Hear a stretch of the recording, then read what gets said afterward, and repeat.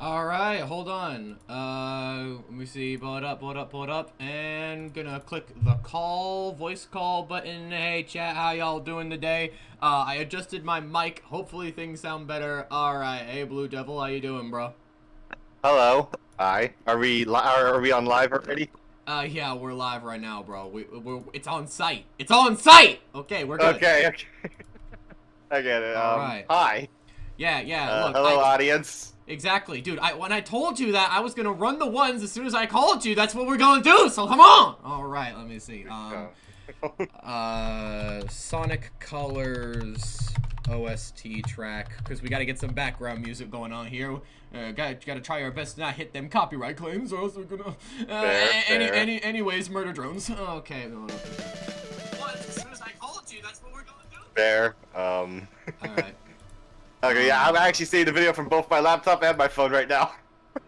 Okay, alright. By the way, yeah, I can see. Yeah? Alright, chat, how are you all doing today? Is my voice better than usual? Can you hear the music good? Is the music okay? Can anyone hear me? Yeah. I'm pretty sure people can hear you, usually when I have this on. People can hear properly. Yeah. I was in the middle of editing a video. Okay. It's fine.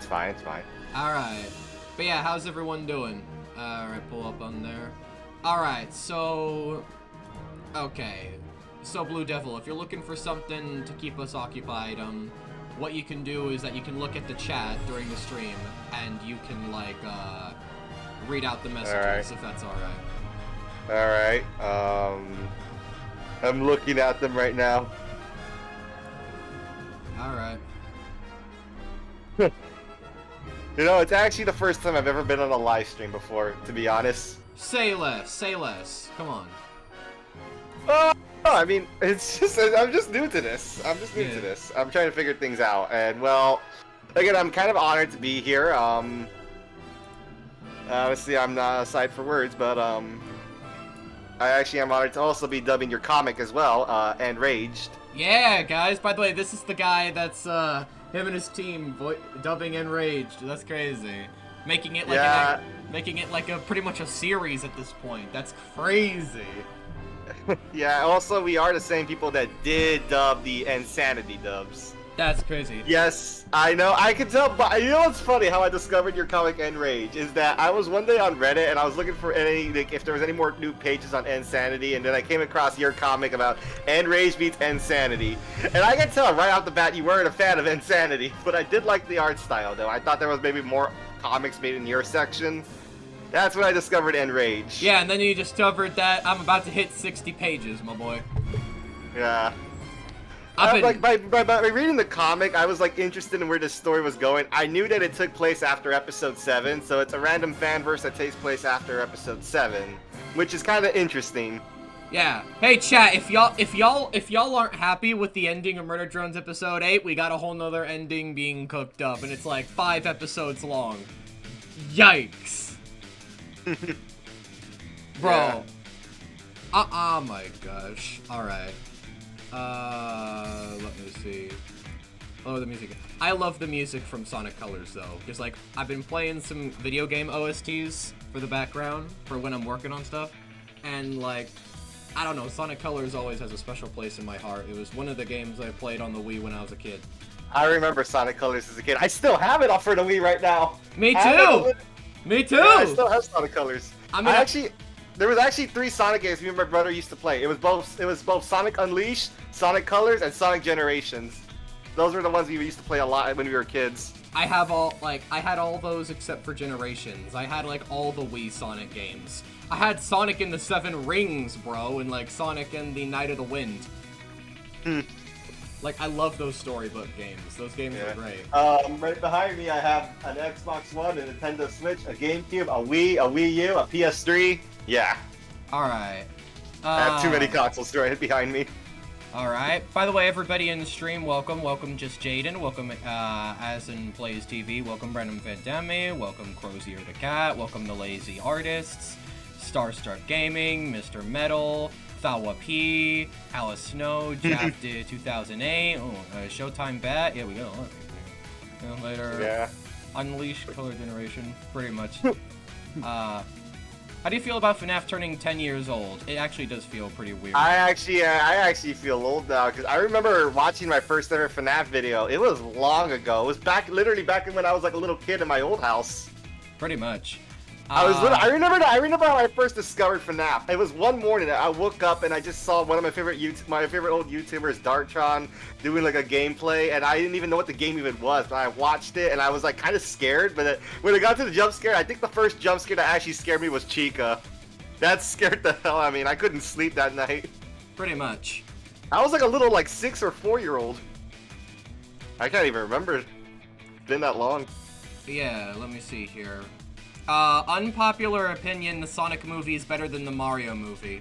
That's not an unpopular opinion, that's facts, bro. I like the Mario movie, but at the same time, the Sonic movies are actually goated. Yeah, I kind of agree with that. I mean, the Mario movie was fine and funny, but I think the Sonic movie kind of takes it to a different level. I'm interested to see where the third one takes, you know, how it takes it in. It's got the Sonic movie's got an actual story outside the games. The Mario movie is just... a Mario movie. More Mario. It's just more Mario. Yeah. Like, it's a bit of a It's different me. story. I'm Mario, says Chris Pratt. Literally. Like, it's literally... I mean, we do get, like, some outside business going on. Like, there's real life and then, like, the game. But, like, I don't know. It just... I don't know. The whole other world that's regular life, it just seems kind of out of place. I feel like it would have made more sense. People were actually relating like the story a little bit similar to the very old Mario movie from 1993 that no one talks about. Because it was, that movie was trash. It had a bit similarities, a little.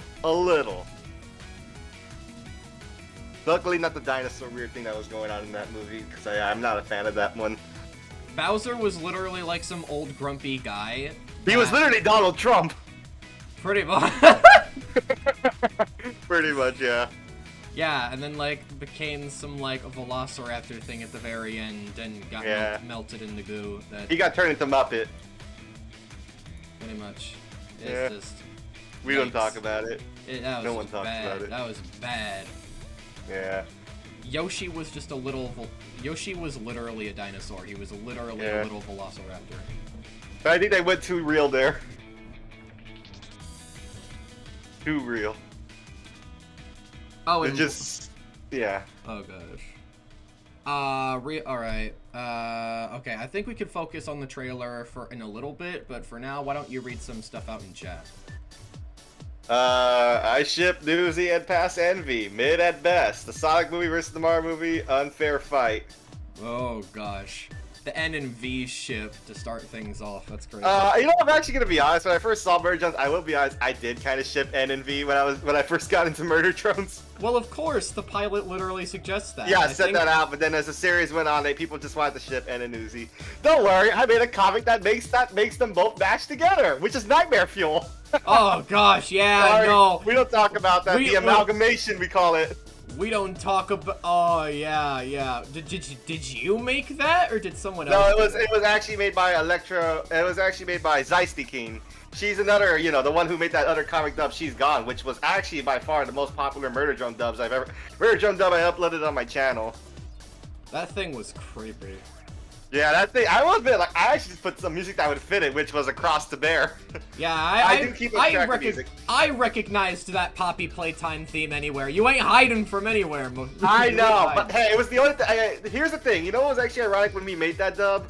Is that apparently there was no VHS sequence actually included to the dub. And weird enough, I told Zeisty, what if I could add that VHS sequence to add more to like the comic, because I felt like the comic was a little too short.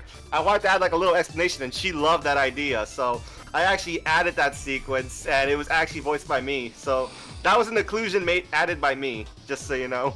Yo, Ahmed Ali, how you doing? Honestly, past Envy is kind of better than present Envy. Nah, no, it's worst Venusi.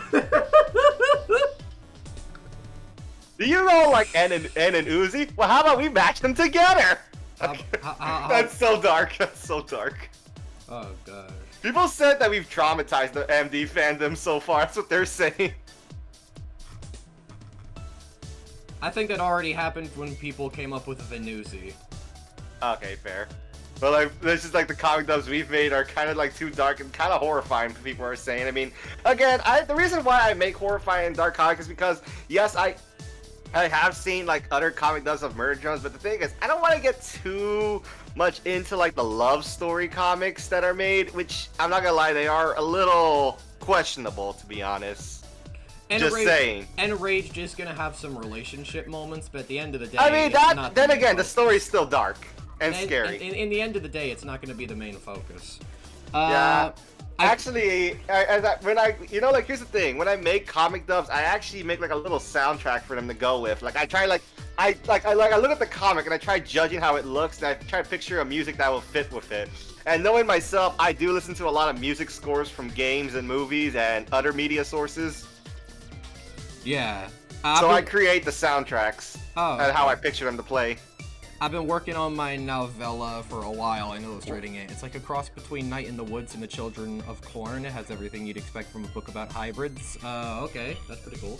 Ooh, nice. Yeah. Children of the Corn, one of my mom's favorite horror movies when she was younger. Enraged is...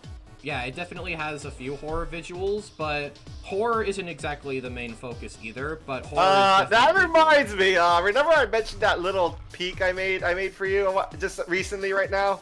Oh yeah, I'm not gonna lie, I actually kind of made it I actually made the visual kind of more intimidating than scary.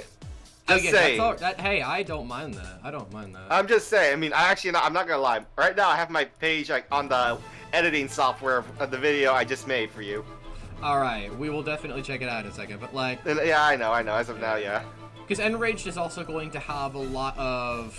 it's gonna have a lot of action compact into it, but it's not... It's gonna... Because a lot of the movements in this... a lot of the movements in this bit is going to be kind of like... There's gonna definitely be some anime, manga inspired, like... frames and movement things, but it's like, in terms of how it's gonna work, the power scaling is never gonna go crazy. Like, it's gonna be contained still. It's gonna go a little farther than what the show ever did, but it's not gonna go insane. Like, you're not gonna see En fighting someone and then him pulling out a Kamehameha out of nowhere. No, I know, that seems a little too weird. That would be ridiculous. Yeah. That'd be a little bit too overboard. That reminds me of my own series I've been writing on for like the past 5 years. Honestly, a lot of horror focus and a lot of trauma and pain and everything in this series, but that's kind of the point of the series, because, well, the series alone I've been working on has to deal with like life and focus and like the many themes of it, as one of the characters is literally like the subconscious of the dark side of life, and well, he's always right, and the way how he talks about things is kind of true. That kind of reminds me of the own series I've been kind of writing on for a while. Yeah, man, it's just crazy. Still, there are a little funny and cute moments, but they're just there to like calm things down. Oh gosh, this music is so good, by the way. Like, have you ever stopped? Have you ever like stopped on a Sonic Colors level and just listened to the music? Yeah, I have. I've done that before. It's so good. Like, people say that like the Sonic Colors Ultimate remake was a waste of everyone's time, which I can kind of see that, because it literally looks the same. It's just I don't know. It's just a version you can now play on Steam, which I'm happy that's the thing. So I am glad it exists. Plus, I like the whole Sonic customization thing, and the music is great. Although I do prefer the soundtrack of the original game. Yeah. I was gonna say, one of my favorite soundtracks from Sonic Colors would be Captain Jelly, if I'm correct, from like the second boss of the game. Yeah. And that's one of my favorites. And I don't know why, but they just reused the OSTs for the upcoming bosses that are kind of mirrored off the past ones. Because if you go to the second, like, Captain boss in the Marine Park, it's literally the exact same OST. Yeah. I don't know why. I just wish all the bosses were unique. Because the one thing I don't like about Sonic Colors is that the second half of bosses are just copy and paste, but harder, of the first half of the bosses. I wish they were all unique. I wish so too, a little. Somehow people say Sonic Colors the DS version is actually better, which I did play that when I was even younger. Yeah, there is like a whole different like final boss and all that. It definitely went a whole different direction, but I don't mind that. It's people say the DS. A lot of people prefer the DS version. Well, that's what I've heard. Yeah, I can definitely see that. It's got a bit of variety. Yeah. Oh, I was just wondering. I was wondering, like, did you go mute for a second? Hello. Hello. Hello? I wanted to record this message for. Okay, no. No, I'm not having PTSD again. It's a Freddy's one. I'm already on the 5th one, man. You're already on number 5? Well, have fun, man, because the gameplay of number 6 is terrible. It's hard.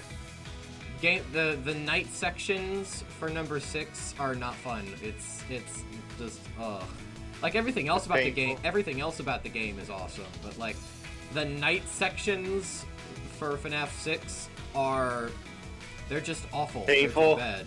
No, they're just bad. Okay. Good luck beating them. I mean, I heard the ending's kind of cool. Yeah. I gave up. And I just threw them all in the back alley.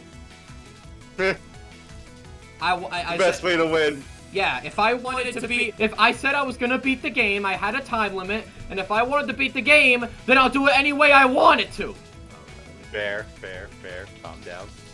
Sorry, it's just that game. I get you. That game made me pissed. I mean, as of now, I was actually yelling at Bonbon because I couldn't freaking click him on night 3. It's hard to reach him, you know? It is hard, yeah. And you know what's ironic? All I had to do was use my common sense, just wait for him. That was it. And when he just stopped, I just moved my button, just click, and and I won. Like, you know what's ironic? The first day, I was having so much trouble trying to click that freaking button, having to go all the way and go through Foxy again. But the next day, when I finally tried for the first time, I actually got the first try of the next day. I was freaking pissed and yelling to myself. Like this? Yo, people in chat are flipping us off. That's crazy. They're giving us the bird.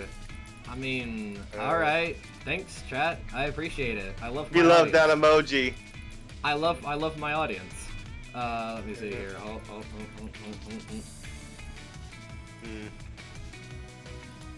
Next. Yeah. Also, I also am redoing the soundtrack for Enraged, the one I was picturing and what I was talking about earlier. You know what music I think that would fit it a bit more? What? Outlast Trials music. Huh. It has more like a techno, but yet kind of horrifying vibe to it. But I think it kind of fits the tone in general. I can actually picture some scenes with like the music. I definitely would like some techno thrown in every once in a while. It has like a bit of like a electric, but yet horrifying vibe to it. But also a bit of screechy, vibe too. Yeah, pretty much. Yeah.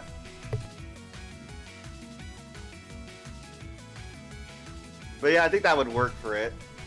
Alright.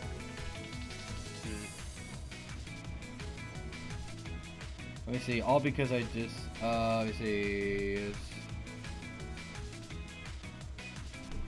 Chat, did you know there's a middle, okay, why would you randomly ask, did you know there was I already knew that. I knew there was a middle finger emoji. I mean, I have it, for some reason, it's on my phone a lot for some reason. Don't ask. Well, now you're gonna make me want to ask. Okay, Fair. What is life? I've been asking myself the same thing, buddy. I've been straddling throughout the universe in order to find the answer to that very question. And put more bread bear now. No, I don't see no $2. It ain't happening, Chief.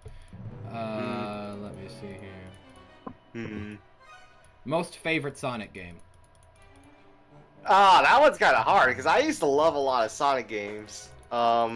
Shoot. I think the one I would play with the most was Sonic Generations when I was younger. After that, I stopped playing Sonic games. Mine is Sonic Adventure. That one.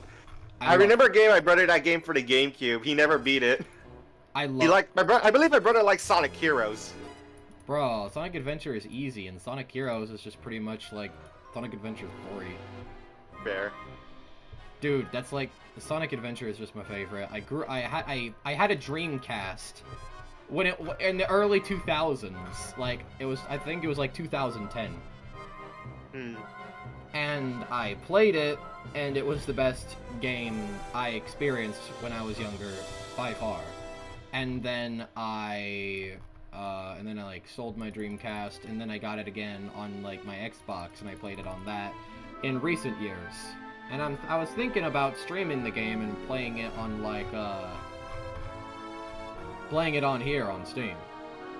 Because I just that reminds me of something like streaming as in general. I always think about maybe like one day maybe live streaming the games I record, because I know I normally record a video and then upload a game, but I feel like that always takes time as well because I'm also doing comic dubs and games. All right, so maybe I can like just live stream games once I get a better station and everything. Here's my advice: stop doing like gaming videos on your videos tab and just do them as lives. Just do them as live streams. That's what I do. That's what I'm gonna do. Same here. That is once I get the time, because knowing my life, I'm always kind of busy, especially with family and stuff, but yeah. It's easier to live than to just record a playthrough and then edit it. Yeah. Because that takes time, bro. I know. If I could have the patience, because I always get word I have something else to do outside of, recording stuff. And like, in a live, it's just a one and done situation. Yeah. Just one and done. That's what I'm gonna be doing for Black Myth Wukong when that game pops out in the 20th. I'm hyped for that.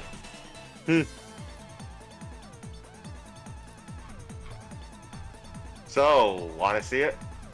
Yeah, sure. We did get the first frame done where it's like male Jay lifting his arm up and shooting something out. So sure, let me put a stop. I can broadcast my screen on Discord if that's good. Yeah. You could do that. You could do that. Let me see here. Let me hope it up and up. Switch the window capture. Don't press play yet. I'm not. Again, I told you last night that I did have ADHD, so I am a little nervous. I am. Okay. I am a little nervous. Is it on screen? Is it on live for everyone? Hold on. Because I have to find it. All right. Take your time. Okay. Full screen. All right, chat. You able to see this for real?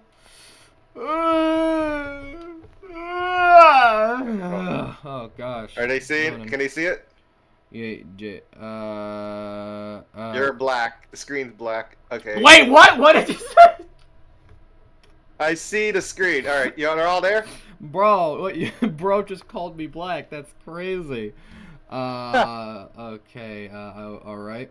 Yeah. Y'all ready?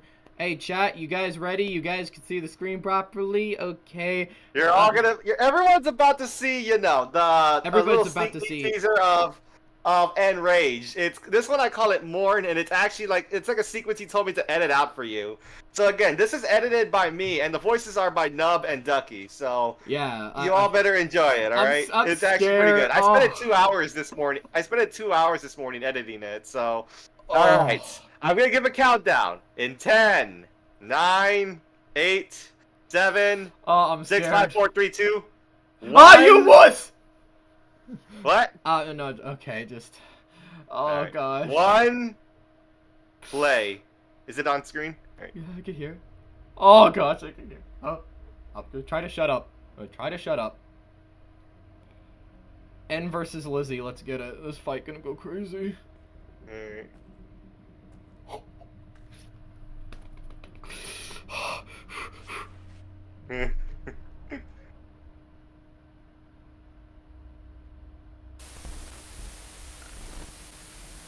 W. Oh no.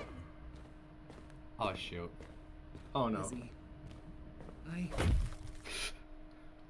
How could you? All are my friends and you just let them die! They didn't deserve what happened to them! You could have saved them! You just stood there and did nothing! You could have... Oh no. Shut up! Shut up! You don't think I wanted this? You don't understand! You weren't there! I tried my best, but I wasn't good enough! You lost friends, I lost everyone down there? Who are you to mourn towards me?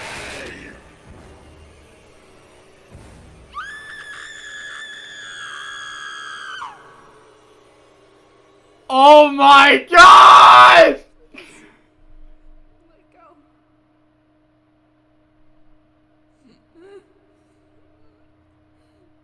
Yeah, that's good. That sobbing's good. Nub told me that the sobbing might not be good. It's alright. It's fine.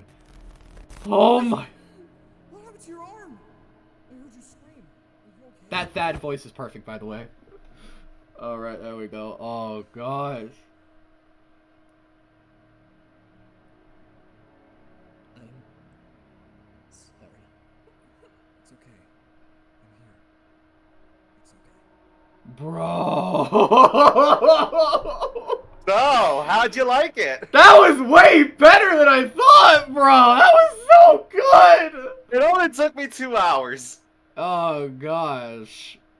The only problem the only challenge I think I might have with this comic is actually, is actually having to blacken some of the screens. Because I like to blacken them and, like at the scene with the voice lines, Alright. Okay.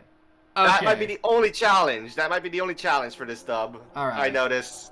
If you're able to make a few editing adjustments, what I recommend is that, you see how the frames, they show up when they are relevant, right? Yeah. I feel like them fading in would be pretty effective, but if you don't want to do that, I could probably work that out. And, sometimes you could probably, do, a zoom out sort of thing, especially on the last bit. Because, I don't know, those frames just, some of these frames, they just teleport, and for, some of these sequences, yeah, that works, but I don't know. It's just something I got, if that's alright. But you enjoyed it, right? I definitely enjoyed it. I definitely enjoyed it. Those are just adjustments that I recommend if you're able to do that. I'll see what I can do. Other than that, yeah, I told you. Remember I mentioned the music I was using Outlast Trials? Hold up. I can actually get out of the screen and then... Hold up. Let me go back. You can actually see the adjustment I've added. Throughout all the scenes. Oh yeah, I could see it, yeah. Because I've edited videos and all that. I know how stuff like this usually goes. Forget the past, A Night at the Theater, Too Many Cooks, Nearby, Closer Than You Think. Oh, chat, what did y'all think of that scene? Guys, don't worry, it's gonna be uploaded as, an upload on the channel, so... Yeah, I know, at first I was thinking I could just upload it on my channel, but then I realized it's your comic again, I want to upload it on your channel, so I might need your email just to do that, Exactly. I will DM you my email the moment I, share the different screen, but dude...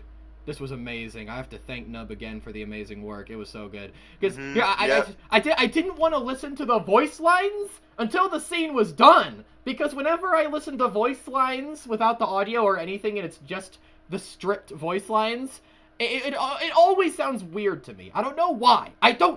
Why am I like this? I don't know. It just sounds weird. So I'm not a good judge at all with naked voice lines at all. I mean, honestly, I think you're not gonna lie, right now you sound like N, to be honest. Yeah, part of me was thinking, maybe I could voice him, but then I saw Nub's performance, and I'm like, oh, never mind, this guy's better than me. Oh, gosh. Bro, me and Nub got in a measuring contest. I was I'm talking, I was like a pen, bro was like the Eiffel Tower, and I'm like, you know what, I'm stepping down. You guys are the best. Thank you. If I was running by the way, this is a clip you can show up. But if I was running for president or whatever, and I'm like, who's my opposing candidate, huh? And then it turned out to be Nub for some weird freaking reason, I'd be like, you know what, I'm stepping down. Yo, I instantly concede. Again, I am honored doing this comic and all, and I really do enjoy, making dubs. And it's funny how dubs are a lot more easier to do than the actual, video game videos I do, which is, it's ironic still. I mean, it is still fun because I think of my own creativity. Because knowing my own mind, I have a lot of creativity, and I like to add that details. Especially for horror and drama, I actually have a lot of creativity with that. Oh man, you guys are legends, bro. That was amazing. Thank you so much. Yeah. But then again, that reminds me about something. A bit much to ask, but it's like a favor. Maybe, you know, once Enraged, you're done with Enraged and all the volumes in the future. Yeah. I was wondering if maybe you can actually help me out with something, like a project of my own, actually. Oh, sure. I do have plans after Enraged, but if you do want me to help you out with some stuff, then sure. Cause Actually, I know, like I don't know if it's a bit much, but I actually haven't. I remember I mentioned that series I've been working on. you want me to draw all the frames for you? I mean, that is if you want to. I mean, I actually am drawing the comic on paper, like the first part. I'm barely on page 80. Well, I don't know, dude. I think I might have to. I mean, as of far, it's in black and white. It's in black and white. Yeah, that sounds pretty cool, and I was actually thinking about drawing some of your characters in my style, but then again, I do have plans after Enraged. I know. I'm not done with story designing when Enraged is over, far from it, especially if I cop a bag from the series, but at the same time, you know, I just have different ideas in mind, and I would like to see those see the light of day, but hey. Again, I understand, alright? But hey, man, I'll find you an artist. I'll find you an artist though, because I've actually come across. I mean, again, I'm trying to teach myself how to draw lately. I mean, the only way I'm only good at drawing is through paper. I haven't learned how to draw digitally yet because it's kind of hard a little. I mean, it's because my hand's a little sturdy. I know that. Besides, me drawing that kind of feels like a waste of potential because it's your thing, and I would like to see your style improve and evolve over time rather than just have someone who's already decent. Yeah. Pull it out right there. It feels I like understand though. it would feel like if you want me to be fair, it would feel like I'm taking away rather than like giving. It would feel like I'm taking away. Cause you won't. I getcha. Yeah. Cause how are you supposed to improve your art skills if I'm doing it? Fair. Plus, okay, I'm not gonna say that, but like, yeah. Plus, I know we're friends and all, but if I'm making a comic without, making a comic without pay is pretty much a no-go. Fair. I'd say, other than that, I mean, sure, I will admit, some of the imagery in the comics may be a little bit much. Not like it's anything inappropriate, but there's like a lot of blood and gore, and well, a lot of disturbing imagery. Dude, I love that stuff. I ain't afraid to draw shit. Fair. So you're a fan of like drawing like a woman getting her face shoved inside a deep fryer, and you see her still screaming? Oh yeah. Okay then. Okay then, we're fine. Yeah. I mean, I won't do it because I just said it. I just said what. I know. But if I did like agree to do that, then yeah, I wouldn't be afraid to do that at all. I love drawing shit like that. Yeah, I'd say there is like a lot of death and murder in the series, but then again, it's just to do with like the intense themes and the intense environment and, well, how cruel life can be, you know? The series gets kind of real, I would say. Yeah. In most moments. Yet the series could be a little bit... Some moments of the series could be a little cartoon and zany, but then again, it could actually get very real and serious. Yeah, I'm not even like... It's crazy. I'm not even...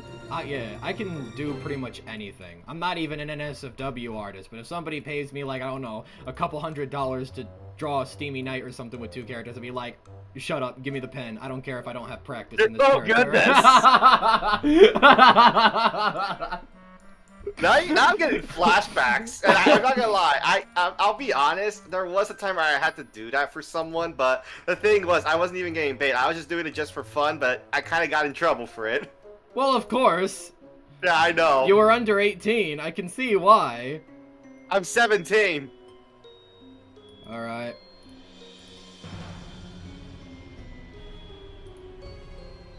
Yeah, you got, like, if you're under 18, you gotta keep that stuff under wraps, or else your mother's gonna grab the belt and then beat Actually, it wasn't my mom who found out. It was a school teacher. Us.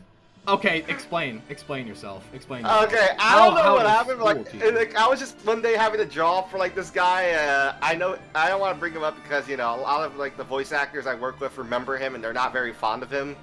But like, The thing was is that this guy, he told me to draw this random murder drones thing for him, and I willingly agreed because I was bored and I wanted something to do. And I drew it, and well, when I was drawing, a teacher just came by and he just said, "What you drawing?" And I just closed the book and he saw it either way. Oh gosh, you know it sucks. It really sucks when they give you false hope and they act like they don't know, saying what you drawing, and then they know, he knew already, and he just kept his mouth shut. He just walked away, and all of a sudden, I think my mom found out. Yeah. Yeah, don't worry, she didn't find the notebook. Yeah, no, you had to burn, like, dude, even if somebody I put you had to under burn suspicion, it. you had to burn it. You had to bury it underground. You had to lock it away. Actually, I just threw it in the trash, to be honest. Oh gosh, what did you? No one like, found it. No one found it. What did? Oh gosh, what were you even requested to draw exactly? Ugh. What? What is it? What is it? It was an N and Uzi thing, you know. I don't want to get too deep because it's too, you know. Someone requested you. Think of like a after marriage. I know. I'm going to be 21 in like a few months, dude. I know about the birds and the bees. Yeah. So okay, think about it like this. One night, mommy and daddy have a little wrestling in the bed after marriage. He inserted the love muscle into the hunt. I put it in the most simplest terms because I don't want to make anyone feel uncomfortable here. Exactly. I'll be honest. Yeah. Just think of it like that in those words. Bro, I'm a grown man. Say what you want. I know. But yeah, you get what I mean. What he wanted me to draw. Exactly. And in a wedding dress. Yikes. Yeah, I know. I had the weird. I will admit, like, you know what's funny about this guy, and I know like the other VAs I work with don't like him, is that actually when I first met him, one of the persons that I worked with him was actually warning me not to not to trust him and everything because he was actually a bad friend. He was actually planning on leaving him. And I wasn't sure, and I just told you, he just told me to be careful, and then over time I kind of saw what he meant. That this guy was just using you, he didn't care about anything you said, or like, you know, what your opinions were. Bro, or, like, I hate those people. I hate those He only just people. used you just for his own videos and his own game. That's crazy. Yeah, and then soon I saw it, and you know what's funny? I actually got the two actors that were working with him out of working with him. And one of those actors was Nub, the voice actor for N. That's crazy, man. That's how I met Nub. I met Nub through that guy. And well, when we were leaving, when things were getting out of hand, I told them like I think we should just leave him. And then man, I just told them like, why don't they work for me and they can help me out with my stuff. And he was like, and they all agreed. Bet. That's crazy. Yeah, that was actually. I'm not gonna lie. Both Nub and the other person was Poppy, aka Waste. She as well. Like she also wanted to leave him as well. And then they both started working with me, and then I started treating him a lot more better than what he had and how he treated him. Yikes. You know? Bro had talented people on his team and did not care for them. That's actually crazy. I know. Bless that you found them. Yeah. And bless that we all know each other now. Yeah. I would like to be able to talk to the others though, someday, because I'd like to get to know them. Some of them, I will admit, lately some of them haven't been as active because some of them are often busy, or some of them are, going through things. I have to understand that. But yeah. Like the one for Thad. The one for Thad was Nub. What? Nub is a multi-voice actor. That's a completely different voice! Nub is a multi-voice actor. Like, okay, Nub was by far the best actor I've ever had on my channel. Because he does the roles of so many characters. This guy could literally sound like Blitzo from Hell of a Boss, Moxie from Hell of a Boss, Stolas, Kane, Cuphead, and a bunch of other characters. He's a multi-voice actor, and he is impressive with the stuff he does. He even does Khan. Bro, does he actually have a service where people can, like, pay him to do, like, roles or something? I mean, he has, like, a server, that's what I would say. I have a server on, like, the Discord right now. He needs to have, like, a paid something. I mean, I know. Like, I tell him that. He's a very committed He's a very committed voice actor, and he's one of my favorites because he can do so much. Bro deserves to earn a living from his. But like again, like I talk to him and I tell him like he deserves so much, but he just tells me he just loves doing voice acting. That's all he tells me. That's insane, man. Because I was on call. Yeah, because I was on call with him the other night. Like I said, I did, and like. He's such a fun guy to hang out with. He's so expressive. He's like that. Yeah, he's very expressive. That's what I like about him. He's fun. Bro is filled with emotion. Because like I showed him some concepts that I'm not gonna share until the volume actually drops. And like other people were like, "Oh, that's cool," but he like jumped out of his seat. He was like, "Oh gosh!" And like he was just. Bro was like praising my work and all that, and I'm like, bro, you don't have to go like that far, man. But like, thanks, it means the world to me. Like, yeah, bro is amazing. He's a gift on this earth, 100%. Yep. Then again, he is also a bit busy, with other stuff, especially with his job. So I have to understand that too. Oh yeah. He recently got a job, so yeah. Sorry, hiccuping. He hasn't expressed any difficulty with that, so I don't think that seems to be an issue. Also, I'm sending you something. If I could send it, hopefully it's not big enough. Where is it? Oh yeah, I did like DM you my email. I know. I'm gonna send it. Where is it? Where is the ends? Alright, there it is. Okay, it's 76.6 megabytes. Yeah. That's how big the video is. I mean, yeah.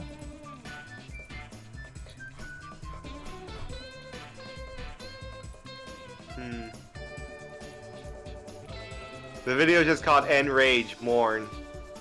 Yeah, that's alright. Is it okay if I upload like a little short of this video on my channel and then recommend the actual video to your channel? You can do that. Like a little short scene, of like from that comic.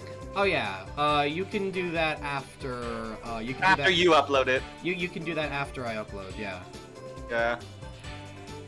Again, I've never uploaded made like a video and then uploaded to someone's channel before. So I'm kind of getting used to this. I'm always used to uploading things on my channel, but like again, I want to do this because it's your comic, of course, right? Exactly. Yeah. So pretty much, yeah, you deserve to upload it on your channel.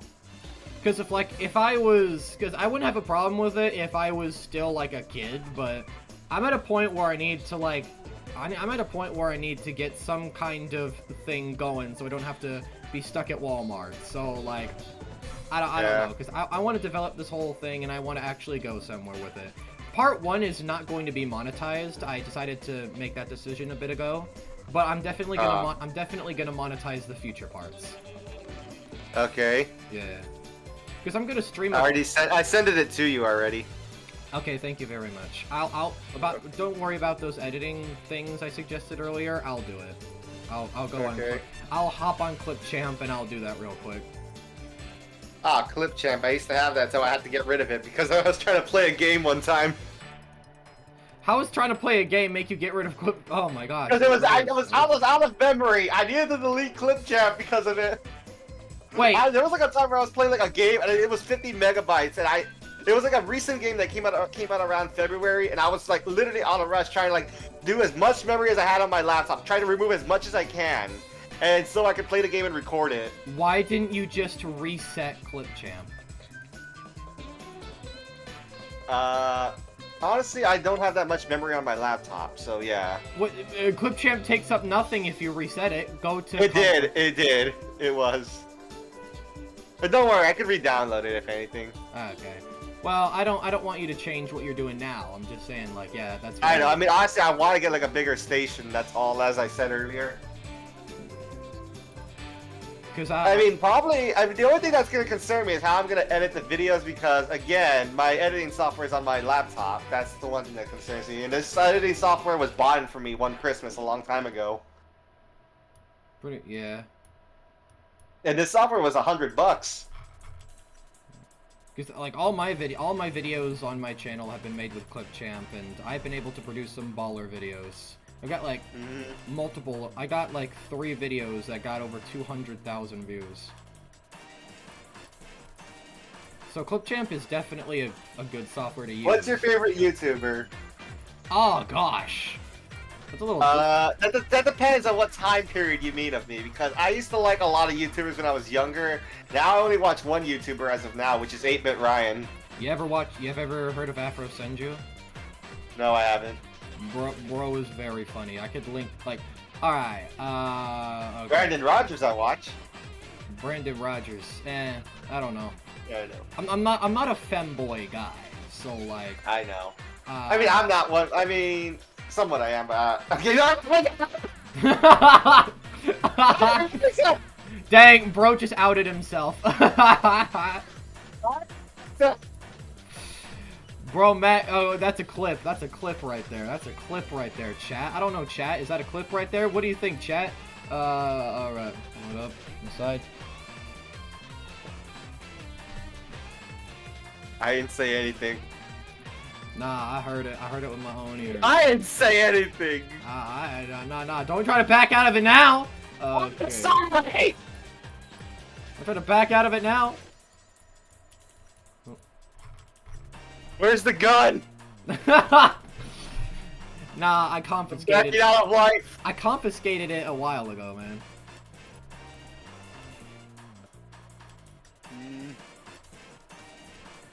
But nah, like, because I've watched Afro Senju's gameplay videos of Elden Ring. Bro is funny.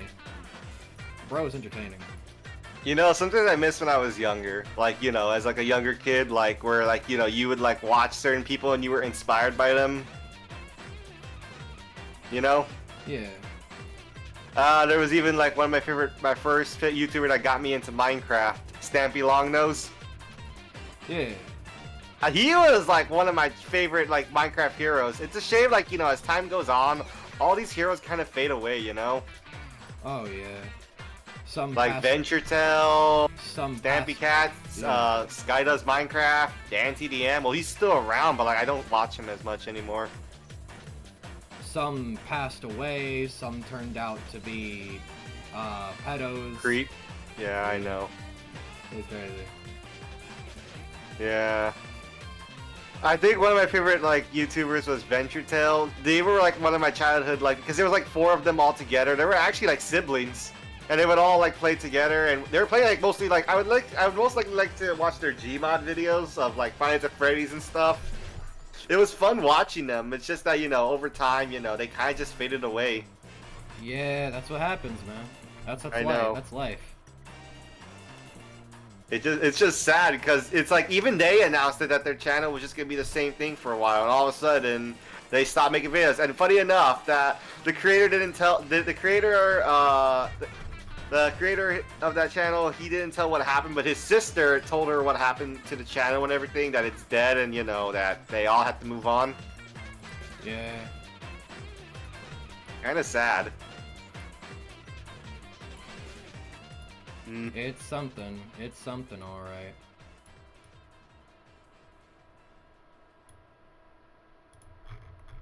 I hate to ask this, but do you know the Gridmark AU MLP stories? No. Were you around during the Lion Maker days? I don't think so. Me neither, man. The birth takes place and the father is waiting for the child in the hallway. The doctor comes out and throws the child on the floor. What are you doing? Doctor, I'm kidding. It's a miscarriage. Wait, what? I was just reading the last comment that was said. Doctor comments. What are you? It's a miskit. Okay, I got it. I got it. Oh, okay. Now I get it. Actually, funny enough, I know that person who wrote that joke. Oh, that's funny. That was good. That was good. Yeah, he has good jokes. I'll tell him that. That was good. That was good. That was good. It's a miscarriage.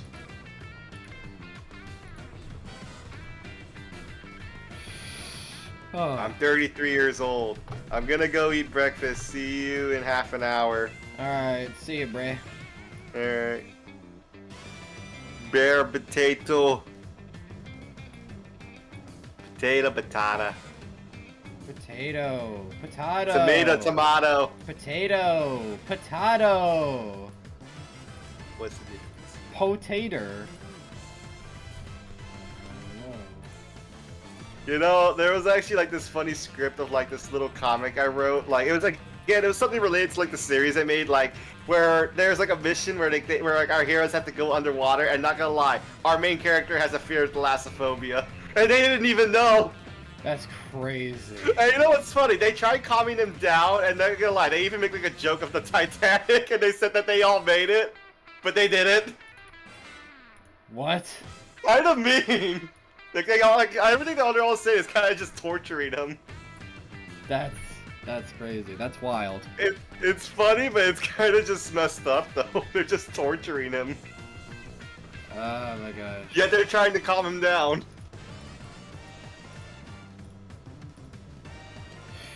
Gay old mirror floor. Before I drew a lot of questionable art, I did it with the Graves and Lele. What was I on about? I don't know. Oh, I've heard of that game. I've heard of that game. The Grays, Andy, and Lele. I've heard of it from a friend. Have you heard of it? No.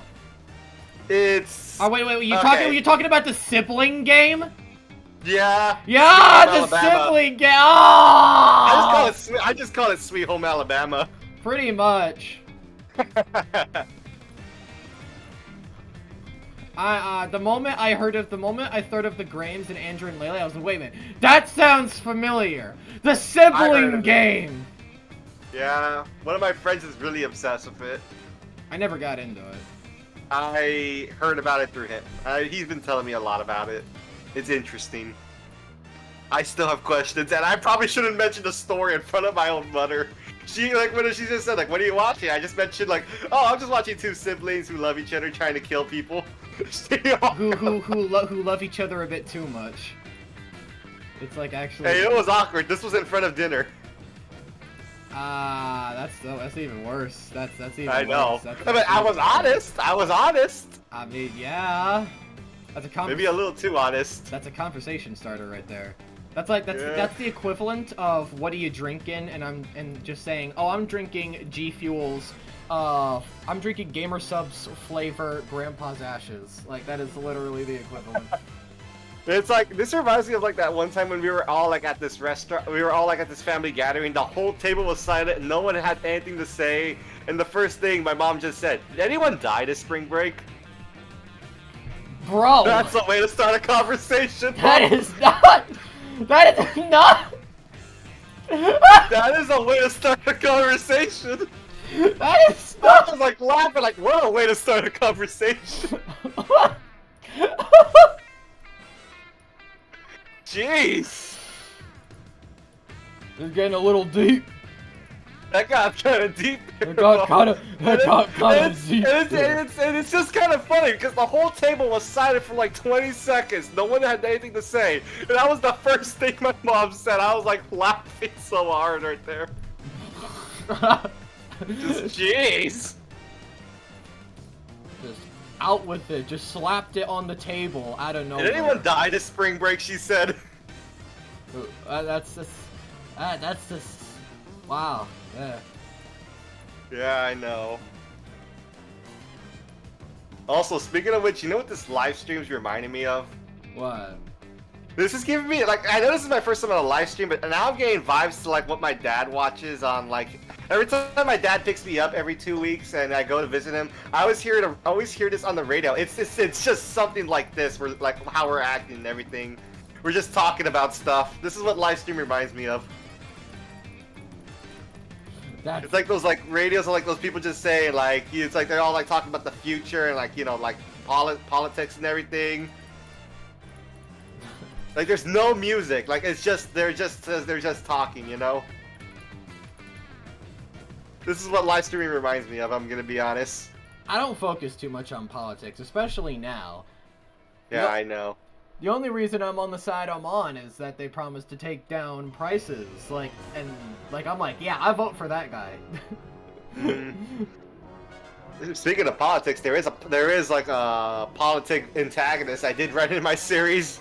That's crazy. Well, she's a riot. She's a riot, but again and again, all these characters in my series have to deal with like certain parts of life and how the way they are. But then again, at the end of the series, it kind of comes together, showing that like, everything was all but a smaller picture. Everything was just like all about a small piece of the bigger picture. It's because there's like this one antagonist in the series, one of the main antagonists named Tex, who actually brings up the fact that we're all the same, that society, like all we've ever done is just embrace our nature, and that's all we should ever do, just embrace who we are.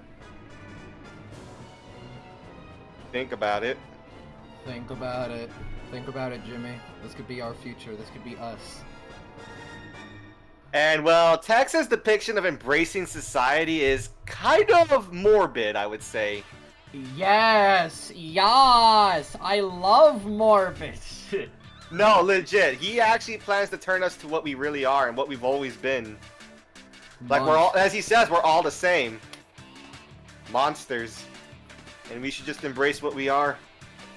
You're the same! You're just like me! You're just like me for real! Well, like it's like we're all the same, but with our own separate goals. And like, you're not gonna lie, some of the mutations of the monsters are actually depictions of like, you know, emotions. Not gonna lie, like one of the monsters is a depiction of depression, and it's kind of creepy. Like this monster has like its face, like it's all like it's like its skin face on it, and it's like cracking up like glass or something. It's a depiction of depression in a way. But it's also kind of very hostile. It's kind of disturbing face, like its whole body is black. Human monster designs are like a blessing, bro. Yeah. One of them being like the depiction of manipulation, which is actually a centipede monster that sticks its steps into a person's dead corpse, literally mimicking the exact voice and body movements, just not the mouth movements, right? Yeah. Some of these designs are pretty disturbing, I'll give you that. I'll give you that. And some of the moments in the series are pretty brutal, and yes, this series will actually show children even being murdered. That's crazy. Yeah. Well, not like, again, there is one antagonist that does spare children, because, you know, he has like a soft heart for children, but like, sometimes there are moments where children are actually hurt and possibly almost murdered. In Season 5, you actually see like a family being ripped apart by mutants. Season 5! There's like 5 seasons I've written up. There's like, in total in the series, I've written about 53 episodes. I have multiple. Okay, somebody just commented black man in chat. Okay, that's something. But like, You're not. I don't think you're black at all. No, I'm white. I'm white. I'm white as crackers. I know. I'm white as I crackers. don't know what they're seeing. I don't know what they're saying. Yeah. I'm white as crackers, bro. Are you crackers for cheese, Gromit? I'm just crackers for cheese. Oh, have you ever seen Wallace and Gromit the Were-Rabbit? Yes. Yes! Yes! I saw that movie on this. Oh! My mom loves that movie. It's like the only thing Wallace and Gromit I've watched religiously. Because I've actually watched all of them, to be honest. It's the wrong trousers, Wallace, and they've gone wrong. Gromit, I mean, it's hard. I get the names confused. Gromit. The only thing that's sad why they haven't made another Wallace and Gromit movie or like short is because the actor for Wallace had passed away. Oh, I didn't know that. Peter Sales. I actually, because on there was actually like the Wallace and Gromit shorts on on Amazon, and I watched them, and it showed that the guy who was voicing them named Peter Sales. He actually was. When I looked at his profile, he was old, and you want to know how old he died? He died at the age of 95. Oh gosh. Yeah, he was old. But like then again, it's kind of sad because he passed away. Oh yeah. Because I used to love the Wallace and Gromit shorts. Yet they were kind of a bit intimidating, kind of scary when I was younger. But still, again, I enjoyed them. Yeah, the mechanical bulldog. That Yeah. That one used to scare me as a kid. I got Terminator flashbacks there.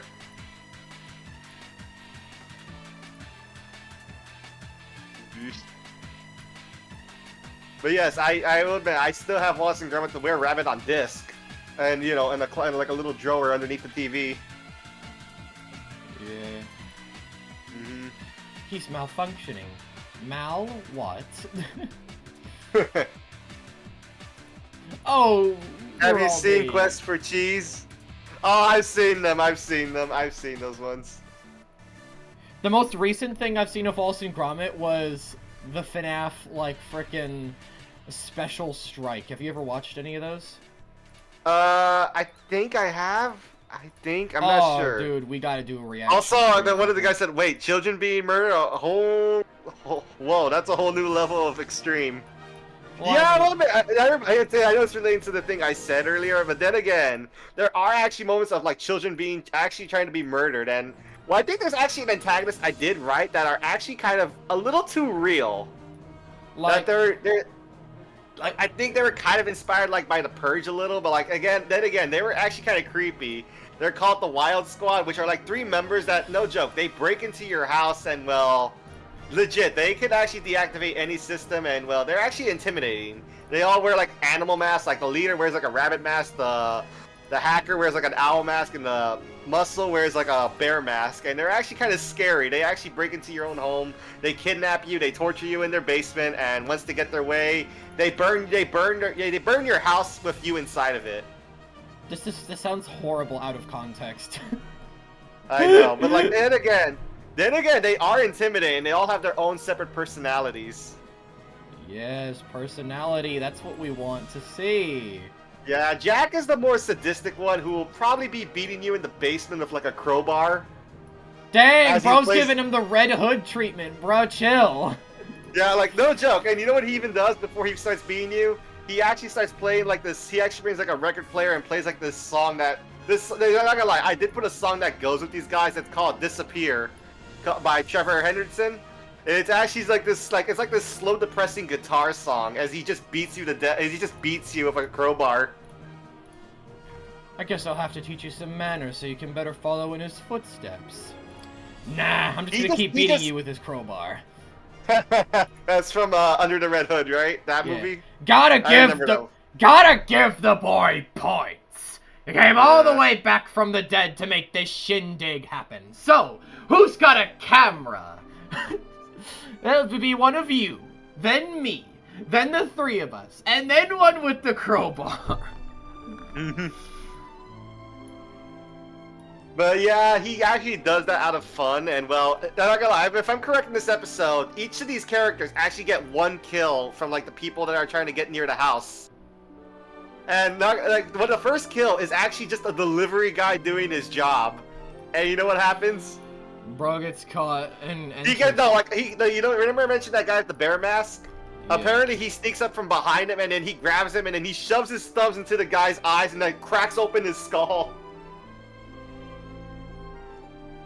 Yeah, it's a horrific scene. And then the other one is like the nearby neighbors, which they get scoped by the, you know, the Amber, the one wearing the owl mask. She actually scopes them. Thanks for the visuals, man. I needed those. And the last one is the police officer who tries coming in. And of course, I know in every situation is that whenever you're calling for like, you know, help, they never send like a herd of police officers. They always just send one. They always send one guy. Oh, hey, how can we help you? Ah! And you know what? Ah! Okay, sir, we'll send Yeah. you. We'll send So you what one stops officer. them is that the way how the police officer dies is that Jack shows up from behind at the doorstep and just shoves his crowbar down the police's skull. Right through his face. Bro. And then we cut to and you know what's actually ironic? This whole episode is not of our main character, but our main character's little brother Matthew, and he's only like about 13 years old. He's like probably like 10 years old by this point. Oh, bro. Okay, I think we might. And Need it's to chill. I think we might traumatizing. need to chill. It is traumatizing for him, and you know, like he's actually like there's like a scene of him hiding in the attic, and he's just crying because he doesn't know what to do, as they're torturing his older brother in the basement. Oh, I hate that setting. I hate it. Okay, I hate what you described. I hate it. I hate it. I don't Wow, like it. you have like a phobia? I don't like it. No, it's actually sad. I don't. But then again, yes, that thing like they do make it out of this alive, of course. Okay, that's better, but still. Like, Yeah, I know. The Apparently, thing- I the think thing at the end of the episode, I believe two of like the Wild Squad members are killed. Both Amber and Mike, the one at the bear and owl mask, they get killed. And well, I believe Jack gets away because apparently in this episode, in the beginning of this episode, Jack is actually hired to go into their house and steal something. Ah. And well, the one who hired them was, of course, that villain I mentioned named Tex. I'm gonna bring a whole new meaning to slavery. That's Joy. That's my favorite. He's actually the first character I ever thought of. Is that a whip of razor blades? I'm bringing a whole new meaning to slavery! Well, what's the meaning though? I don't get it. And it's because, of course, back then, Oh yeah, I get it. They used to use No. I'm movements. talking about the other one. I'm talking about the other one. What's the other Which meaning? one? What's the other meaning? For which one? I don't, because you're saying I'm bringing a whole new meaning to slavery, and other than the initial one, what's the new meaning? It's because he has a whip with razor blades. Yikes. I don't know. I just wrote that just for fun. Ah, okay. That's not part of the episode. It's just like a little comedic moment, but that is true. Joy's weapon is a whip with razor blades. Give this one a cookie. I don't remember the whole bit, but like that was Like it's just like he says, "No, we can't hurt children." That's what I meant about that one character who doesn't murder children. That's Joy. He has a sympathy for little children, for like young children.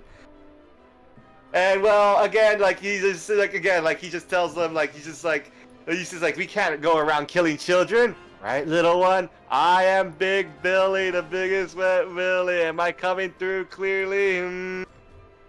It's actually an actual cat speaking, just so you know. Yikes. Oh, I love you. I would never kill you. You're a cute little Yeah, child. not gonna lie. That little character, the one who was saying that, the one who looks like a cat, is actually not my character, and it's actually a character made by one of my VAs, Poppy. I'm not gonna lie, I was a big fan of her character. Who does Poppy voice? She voices Uzi. Ah, okay. You know what's actually ironic? Poppy was actually a really good voice actor in Zero Destination U from last year. Like, her acting was so believable. I actually started crying the part where, where she murdered her father, Khan. And the way how she made, her acting sound, it was just so unbelievable. It felt too real. Like, I actually started crying. That's... And I even asked her if she was okay. But voice acting is good. Voice acting is, good when you listen to it and ask the actor, hey, bro, you okay? Sorry. Voice acting is good when you listen to the performance, and after you go to the voice actor, you go, bro, you okay? I know that, but here's the thing: is it's when I was editing, I remember editing that scene one night, and when I was hearing those lines, I was actually shaking. I was wait, hold up, I gotta put in the music. Let me hear the music, and I actually started crying. Everybody jamming out to screaming and crying while epic music in the background, and everybody's just jamming out. It was actually not even epic music; it was actually just sad music. Oh gosh, have you ever heard of Elden Ring, or have you ever seen any of its cutscenes? I've heard of Elden Ring a bit. Oh, did you hear the voice acting in the opening cutscene? I haven't yet. I need to show you that actually. Hold on, I gotta get a stopping point here. I think, I don't know if that looks good.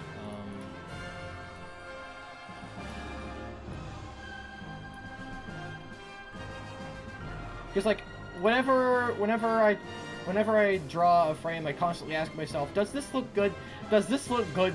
I just keep asking myself that until I eventually settle on a result. Yeah, I do. I actually tell myself the pages I've been drawing. You know what's actually funny? When I draw a comic, I actually feel more motivation at school than at home. I don't know why. It's weird of me. Let me see. That's a weird motivation of me. That's pretty interesting, yeah. It's I get more motivation at school because I don't have anything to distract me. Because I'll be honest, sometimes I do get a bit easily distracted. That's actually a thing about me. So maybe it's at school. I get more focused because I have nothing else to distract myself with, and I'm literally, I'm always done with my work always first, and I'm just having nothing else to do. So I honestly, just sometimes decide to draw, and I guess it's more of a focus towards me there. All right. Let me see. The music stopped for some reason. Video pause. Continue watching. All right. We only getting to Starlight Carnival, bro. My favorite. Okay, Planet Wisp is my favorite soundtrack from Sonic Colors. Planet Wisp, definitely. Ah, I've heard of that one. Planet Wisp is the best. You mean that purple Stargate? Wait, Planet Wisp. Shit, I'm getting Planet confused. Wisp is Planet What Wisp. color is it? I'm trying to remember. I haven't played that game in a while. It's the garden-looking planet with all the construction sites. That one. Now I remember. With all the construction sites, yeah. Yeah, I remember that one. Weird enough, that level showed up in Sonic Generations. It did. Yeah. With the colors. American Sonic Weapon. Generations in general, it actually does bring back every old level from like all the old games, so it's like all like modernized in a way. Sonic X Shadow Generations. Come on. Come on. Yeah, they even bring back they even show like levels from Sonic Adventure. Hell, even Perfect Chaos is a boss in Sonic Generations. Yeah, and they did him so much better than the actual Sonic Adventure, bro. And the Bio Lizard is returning for Sonic X Shadow Generations. I want to play that game so bad when it comes out. I want to play it so bad. I want to play it so bad. By the way, you look at I remember Sonic Adventure. Was that from Sonic Adventure 2? Yeah. The Bio Lizard, the final boss. Ah, I remember that one. I remember. You see the screen share? Screen? Yeah, I see you drawing N. Well, no, on Discord, I mean. Oh no, I don't see anything on. Hold up. What are you showing? This is a cutscene. Like, listen to this voice acting right here. All right. Well. Oh, rise now, ye tarnished, ye dead who yet live. The call of long-lost grace speaks to so us good. all.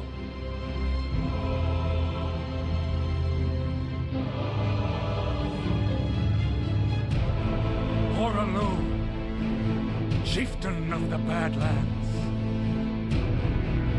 the ever-brilliant Gold Mask, Fear, the Yeah, deathbed companion, Yeah, I can hear it. the loathsome Dung Eater,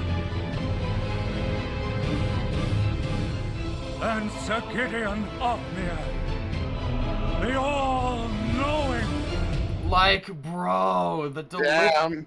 the delivery with at the end of each of those sentences, along with just the rising climax of like his voice, it's just great. I can tell. It's great, bro. However, that's pretty impressive. Yeah.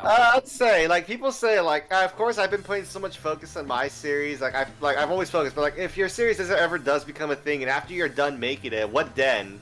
Well, I actually, over time, I did actually come up with other series I came up with as well. 2 other ones as well I've thought of. One of them I'm also interested in is called Drifted Void, which is, you know, like the idea of like the void, like, think of like this white empty space that's just like the void, right? Yeah. Well, what if you can transcend through the void and there actually is something in there? Huh. Like, it's like, you know, over time, like, this, like, I'm not gonna lie, this series alone called Drifted Void is meant to make you feel kind of empty, as, like, literally our character doesn't have much of a design, but he's literally like this, like, black figure in, like, this white void. And, well, he walks through it, but, like, over in the void, you do get, like, this sense of impact, or, like, the environment he goes through. Like, he feels, like, lonely, you know? Like, he wants someone to talk to. It's like, the series has to deal a lot with, like, being alone, like, you know, the senses of being alone, you just want someone to talk to. And yes, in this series, he does come across people within the void as well. But over time, they just fade away, and, well, we don't know what happens. Some assume they just die. It has to do a lot of just being alone in this place. And over time in this void, you come across, like, forests, or, like, fields, or, like, actual towns. Or, like, just random construction places in there. Dog, who hurt you? What? Who hurt you? Bro, me? Yeah. No one's hurt me. Why do you come up with this? I just have like a dark depiction of like mind stuff. I mean, no one's hurted me, to be honest. I'm fine.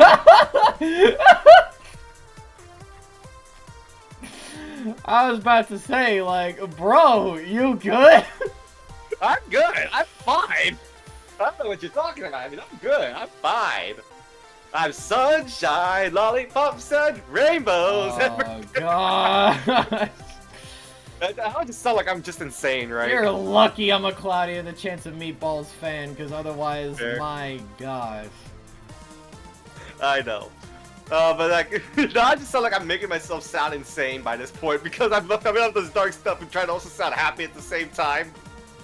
It's a hard thing to do. You're pulling it off pretty well. Good job. Thanks. I mean, honestly, to be honest, I'm actually pretty fine, to be honest. Alright, that's good to hear, but like...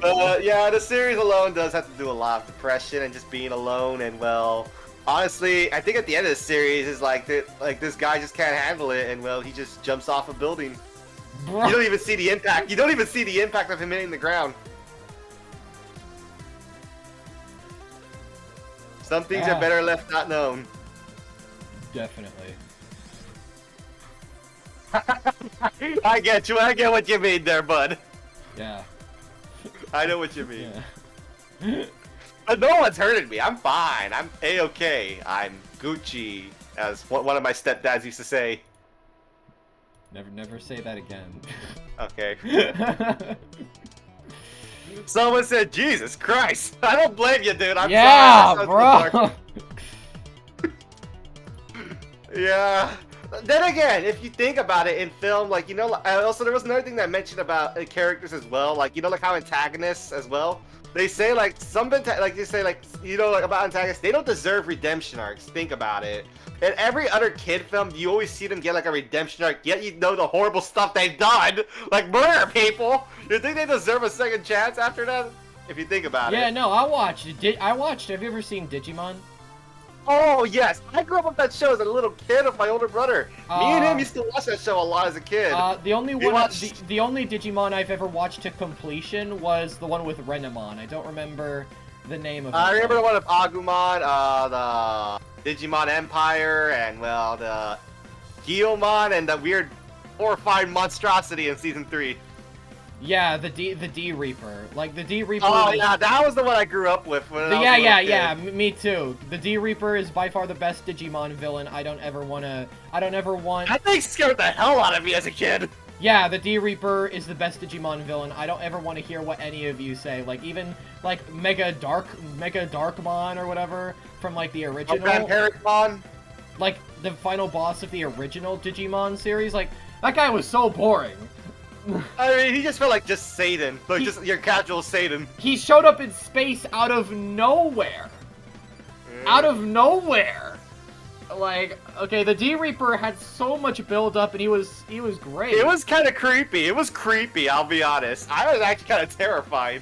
Yeah, that, like, by far... I was literally like, it was like at my old house. Like, I was literally hiding underneath the covers when I saw that thing.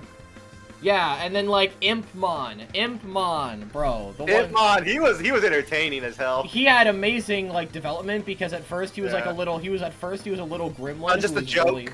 He was a little gremlin, he was really weak, and then bro just turned into, like a freaking cowboy with, like, guns and, like, a motorcycle. Like, he basically turned to, like, Griffith from Berserk, bro. Bro was, like... Yeah. Bro went from lame to being one of the coolest characters of all time. But, yeah, he literally murdered Lionmon, which I actually liked him. That was actually kind of sad when that happened. But, yeah.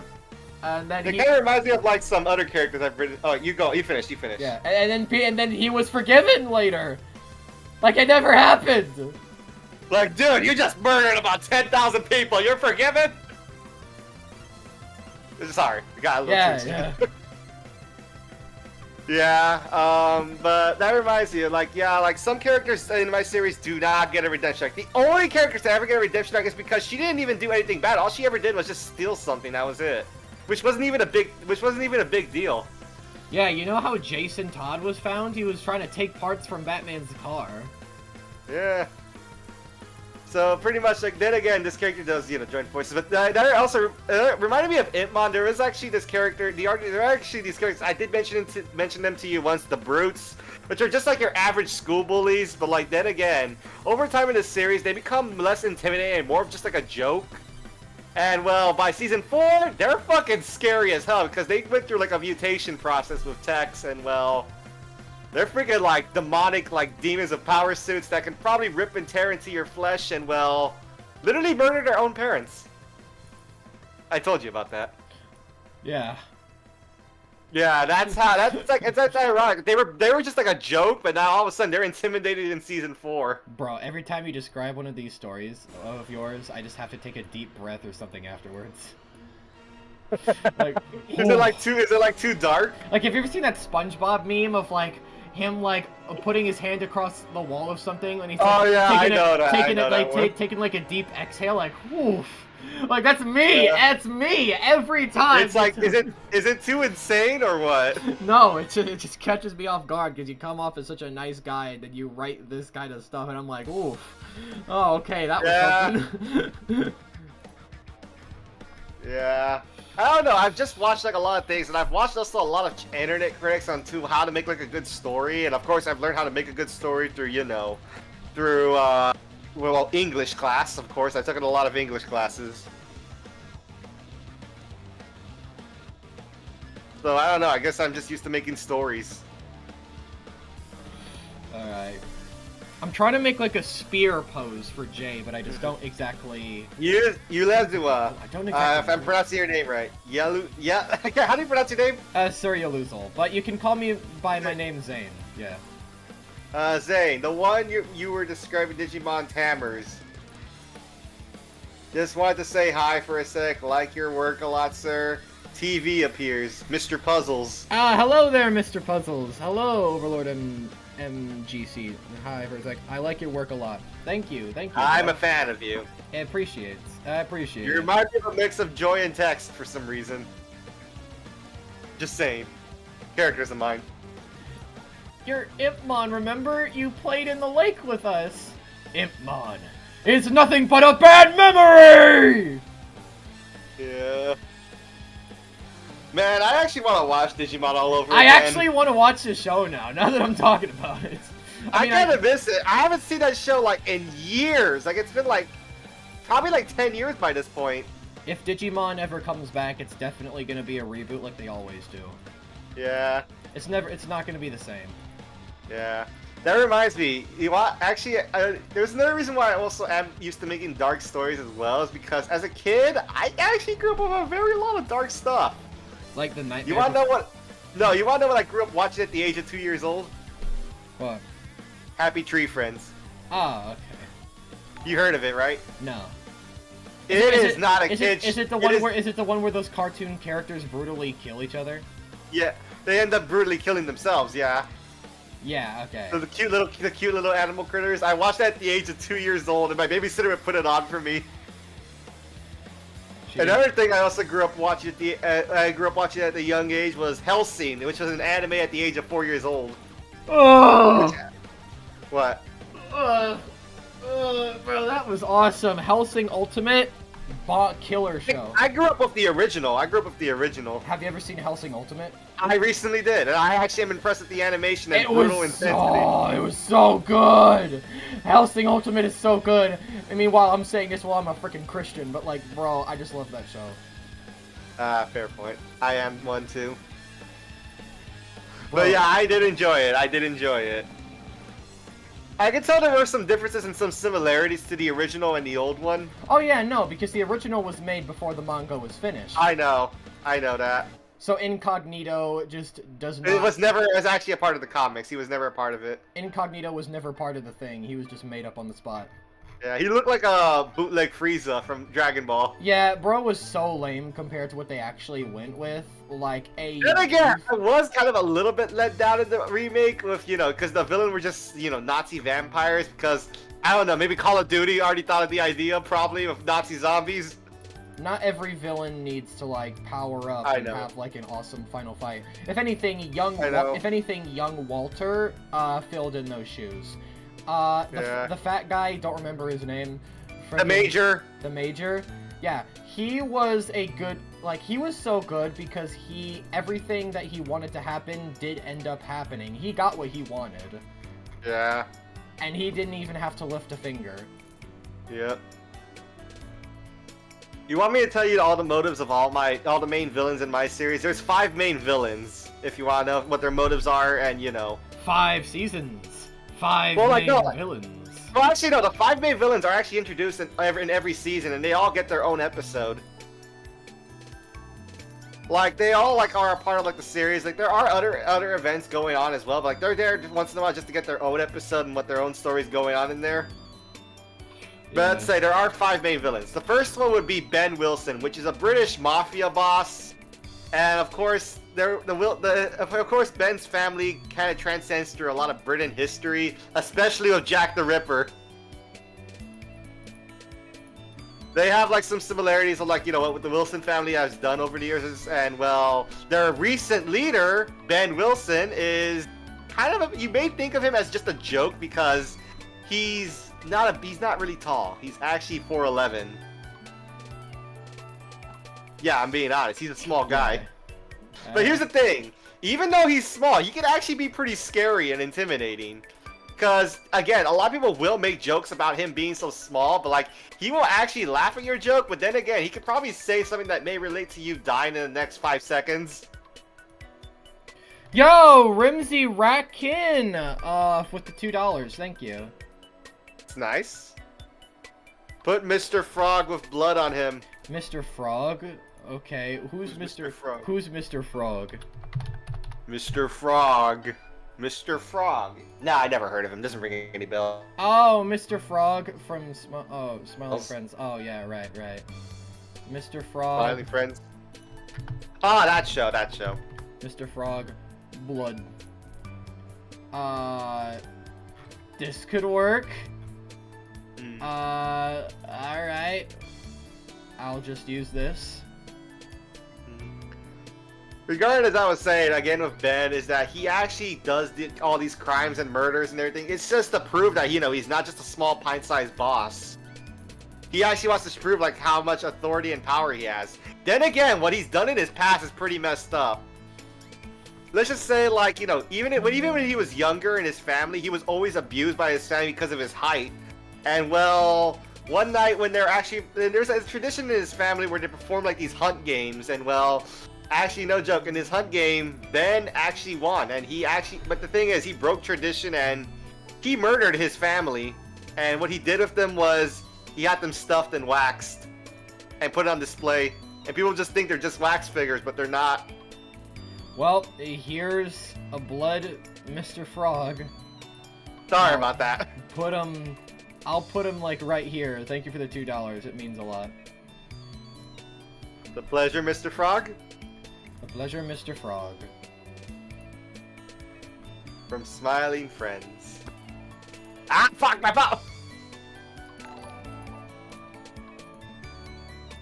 I'm just trying to do this one pose of like... There's this one.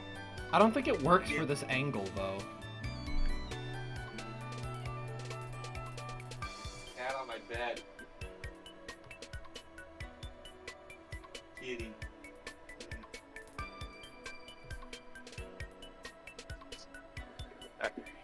Other than that, yeah, that's Ben's motive. And then the next antagonist is the Crimson Reaper. This is actually the only character that's actually a female antagonist. Well, there are a bunch of other female antagonists, but like she's one of the main female antagonists. Oh no. You brought out the... And not gonna lie, her motive at first is just getting revenge on the detective, which is on season 1, but after the events of season 2, where she goes through, electric shock therapy, it kind of just twists her mind a little, and her goal kind of changes a little. And keep in mind, she does turn out to be our protagonist's girlfriend. And well, after he found that out, he breaks up with her, and then she's kind of just like left in pain because of that. But after the shock therapy, it twists her mind and kind of turns her into like a yandere a little. Oh, yandere, sure love those. You brought out the most terrifying... Yeah, but like then again, she actually does like tries to seduce another man to help her, but then at the end of it, she just murders them just to prove to him that she only cares about him. It's not her fault, but it's like the process of what they did to her, and they put her through shock therapy. So yeah, it's not her fault, but then again, she does meet a grisly demise at the end of season 5. And well, the next one is Russell Zakharov, which is actually, I'm not gonna lie, I had a hard time making this character engaging, is because, you know, he was just a Russian terrorist. I mean, you've probably seen that 1,000 times, but like, then again, I managed to make this character more engaging and kind of like more like a fun character. Because Russell, when you first come across him, he's not actually kind of scary. He's actually kind of calming and, well, rather friendly. It's like he actually literally just says like, "Come, sit by the fire," and he will sometimes just give you like a life lesson. And well, this Yeah, but then all of a Oh, sudden... okay, sorry. Keep going. My bad. No, you can go. You can go. I was about to say I think I settled on a pose, and that's pretty much it.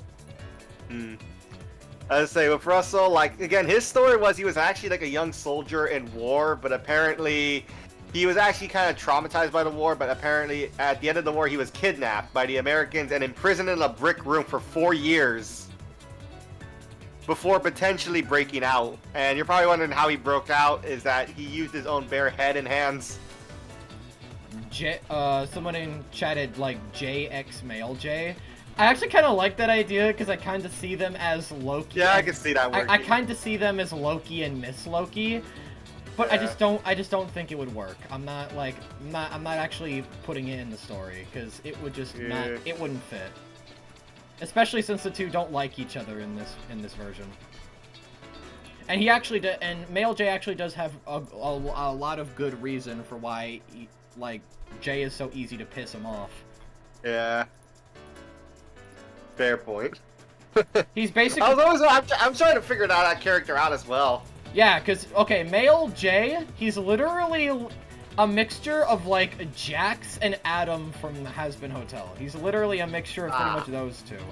He's very egotistical, misogynistic, and just pretty much all of all those on the border. Yeah, I could see how. I always wanted to make the cliche, like, pompous, self-entitled, womanizing, like, character.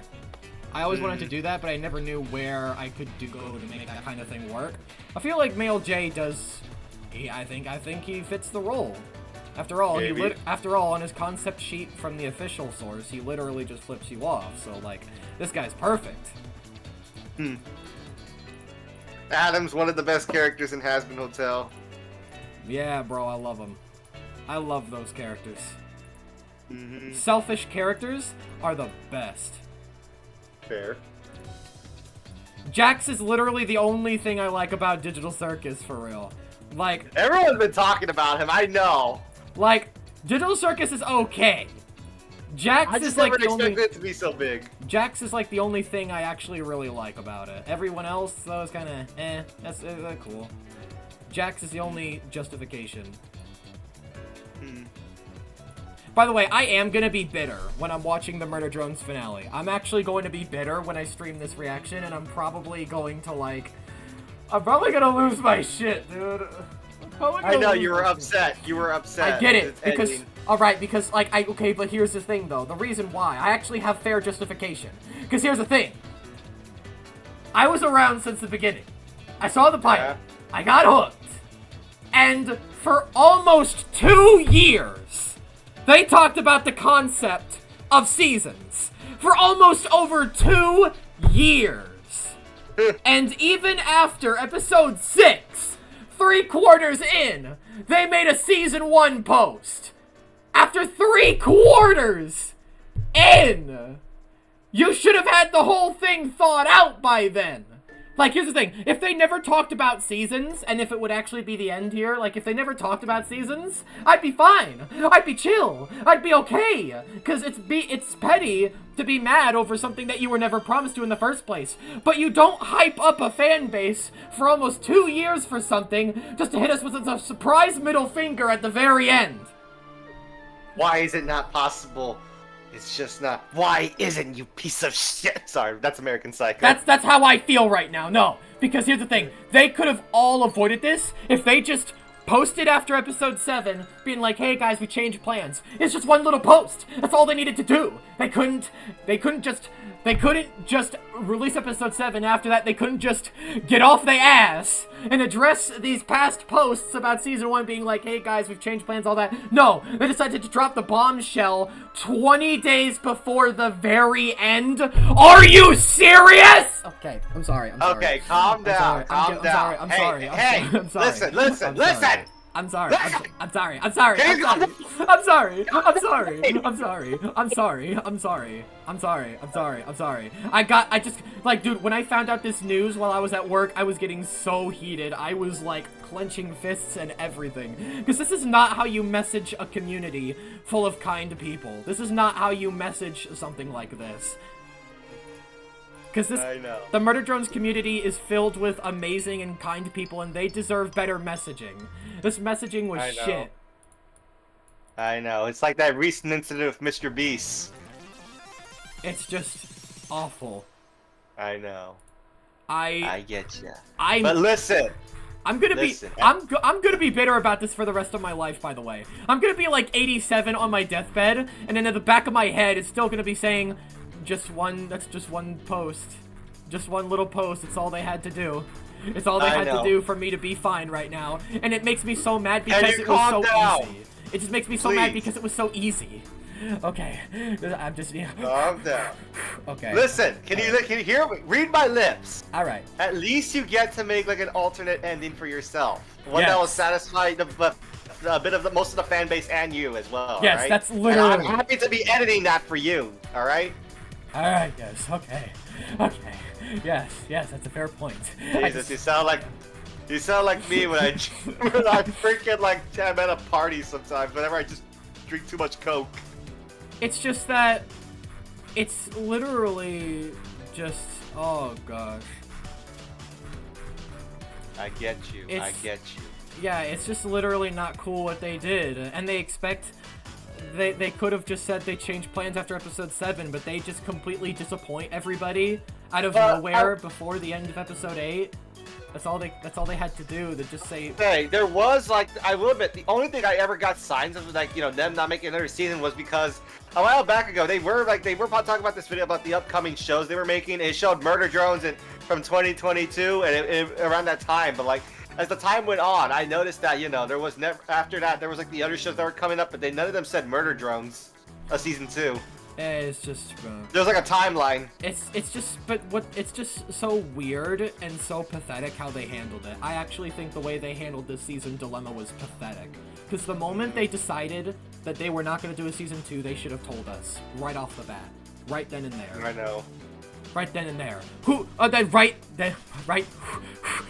It's just right then. It's just right then and there. That's all they had to do. Who do you know does that, chat? Who do you know likes to crush a heartfelt fan base? Who do you know likes to build up expectations for no reason? Who do you know likes to watch all the love that you discussed the second season with? Who do you know likes to watch so many kind and excited people and not update them properly and give them utter turntable back shots at the very end out of nowhere for free? Who do you know does that, chat? Okay. All right. Please. Okay. Please. Okay. All right. I'm chilling. Okay. Someone said in the comments, I honestly hate that V got a redemption arc. I just enjoyed her being an evil psycho drone alone. V barely had time to even get a redemption arc because of this. I will admit she did. Yeah, because okay, calm down, bud. I swear, I'm gonna come over there and hit you in the head of a bat. And just say you picked the wrong house, fool. Please do.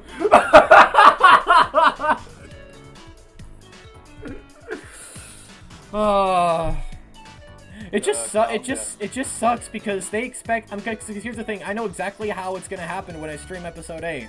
I'm gonna enjoy watching the episode, but when it's over, I'm just immediately not gonna care about these guys. Empty.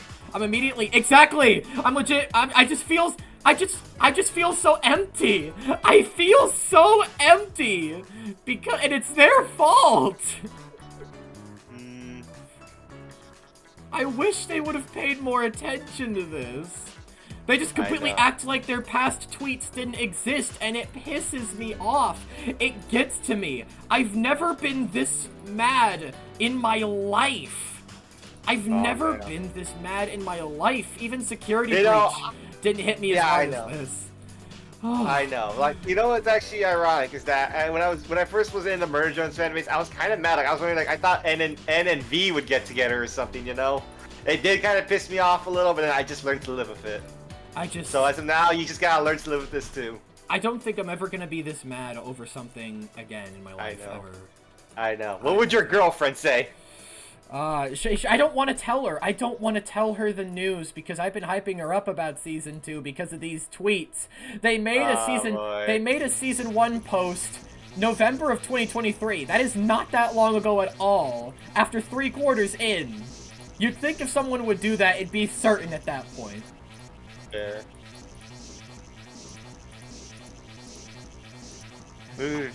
I just completely looked over the fact Planet Wisp was playing. Gosh dang it. Gosh dang it. Gosh dang it. Well, at least we still have Act 3. I'm just, Speaking of redemption arcs that are mentioned in the series, I will admit, like, the characters I've written, like, they never get a redemption arc. I mean, sure, even Joy, like, even when his final moments, like, you may think he gets a redemption arc, but no, he just admits his fate and just falls to the black abyss, admitting his own fate. dude, I'm Like, just... no one gets hardly, the only character that ever get a redemption arc is because that one character just steals something. She doesn't kill anyone. Dude, And she never even wanted to do that, you know? Huh? Yeah. Dude, I was just mad. I don't know, because I was looking over my Discord chat over the Murder Drone server we called Note OC Battle or whatever, and I was just venting, and me and a fellow person was just getting so pissed about the whole thing. Dude, You get to make your own season 2, alright, man? I get to make my own season 2, yeah. It just sucks, because, like, It's mine. Just say this alone. It's mine alone, and mine only to take. Pretty much. Just say that. I just don't think I'm gonna be a Glitch fan anymore after this whole thing, because I don't even ride with Digital Circus like that, and I'm actually getting pissed at that series for no reason now. Because it's just too popular and it's just all over the place. Because people are saying Digital Circus canceled season 2, and like, I don't. Oh, now I can see why you're mad. There's no evidence to that, so I'm not assuming that. But at the same time, I'm still getting mad. At the same time, I'm still mad at it. You know, I'm gonna be honest. When I first saw Digital Circus, like, I thought when I first saw the pilot episode, I thought like, this show's pretty fine. Then in the past 3 weeks, I was like, what the fuck is going on with this show? How is it so popular? Just wait. I thought it was just fine. Wait to thank the fan base, bro. Just to leave us with Digital Circus slop and frickin' Gaslight District, whatever that is. Hopefully that'll be entertaining. I mean, the only other indie show I find entertaining is Lackadaisy. You ever seen Monkey Wrench? I want to see Monkey Wrench. I think I've heard that one's good, but it's criminally underrated.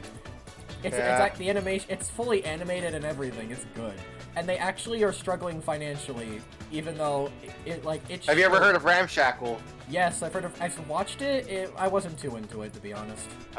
It gave me Flapjack vibes a little. Yeah. I just know what's gonna happen. I'm gonna stream my reaction to episode 8, and then I'm gonna be cool and all. But the moment SMG4 and like Liam are just gonna be showing their faces on camera, I'm just gonna mute them and be like, You're just gonna shoot the screen. I'm just gonna mute them because I'm legit not gonna care when the episode's over. I'm legit not gonna care about these guys. I just don't think I'm gonna be a Glitch fan anymore after that. I'm just gonna be. You know how I picture you whenever you mute them? I'm just gonna picture you as that one scene from the Batman 1989 movie where the point where the Joker just like punches the screen. Pretty much. You're just gonna be you, like you're just all disappointed. Digital Circus isn't even that good. Yeah, I know. It's not a hot take. That's facts.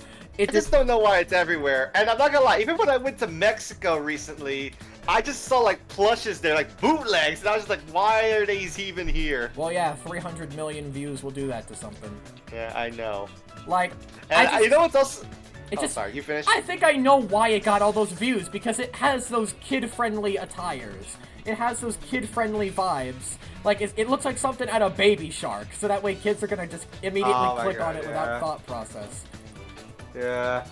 I think that's why I like making dark, intense show. That, you know, when I was mentioning all the dark stuff and you're all just shocked and horrified, especially some of the audience. Oh, I'm just more into like the dark stuff, like dark and more serious taking shows that are kind of very horrifying.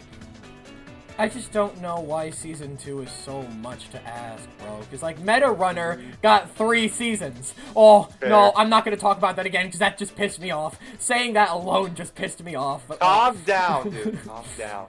Calm the fuck down. Yeah, sorry. I don't even want a season 3. Even if season 3 was offered, I'd be like, no. Because that's too much. That's the point where I'm like, yeah, that's too much.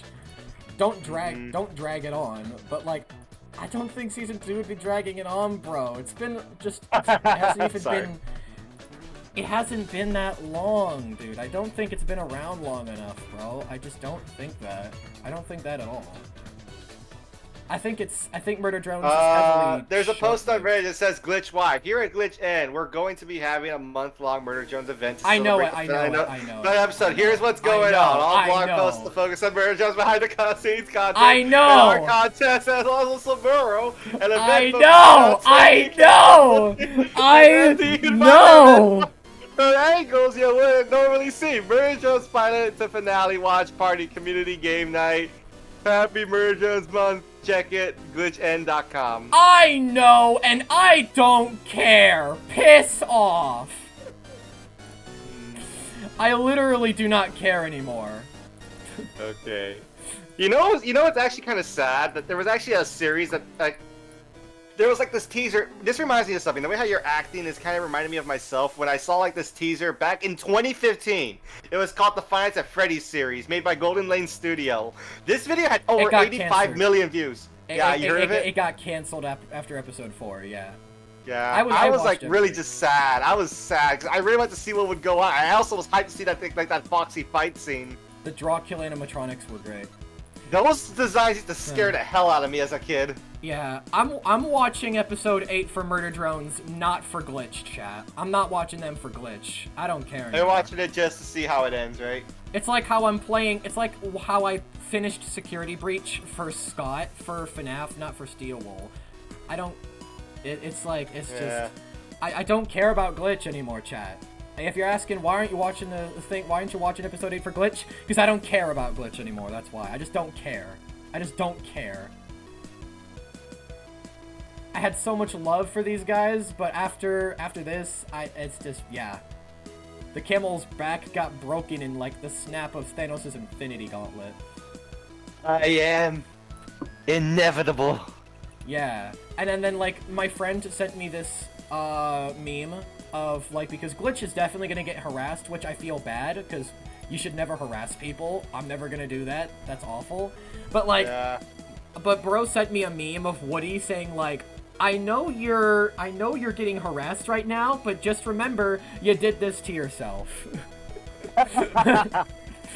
I mean, yeah, they did. They did.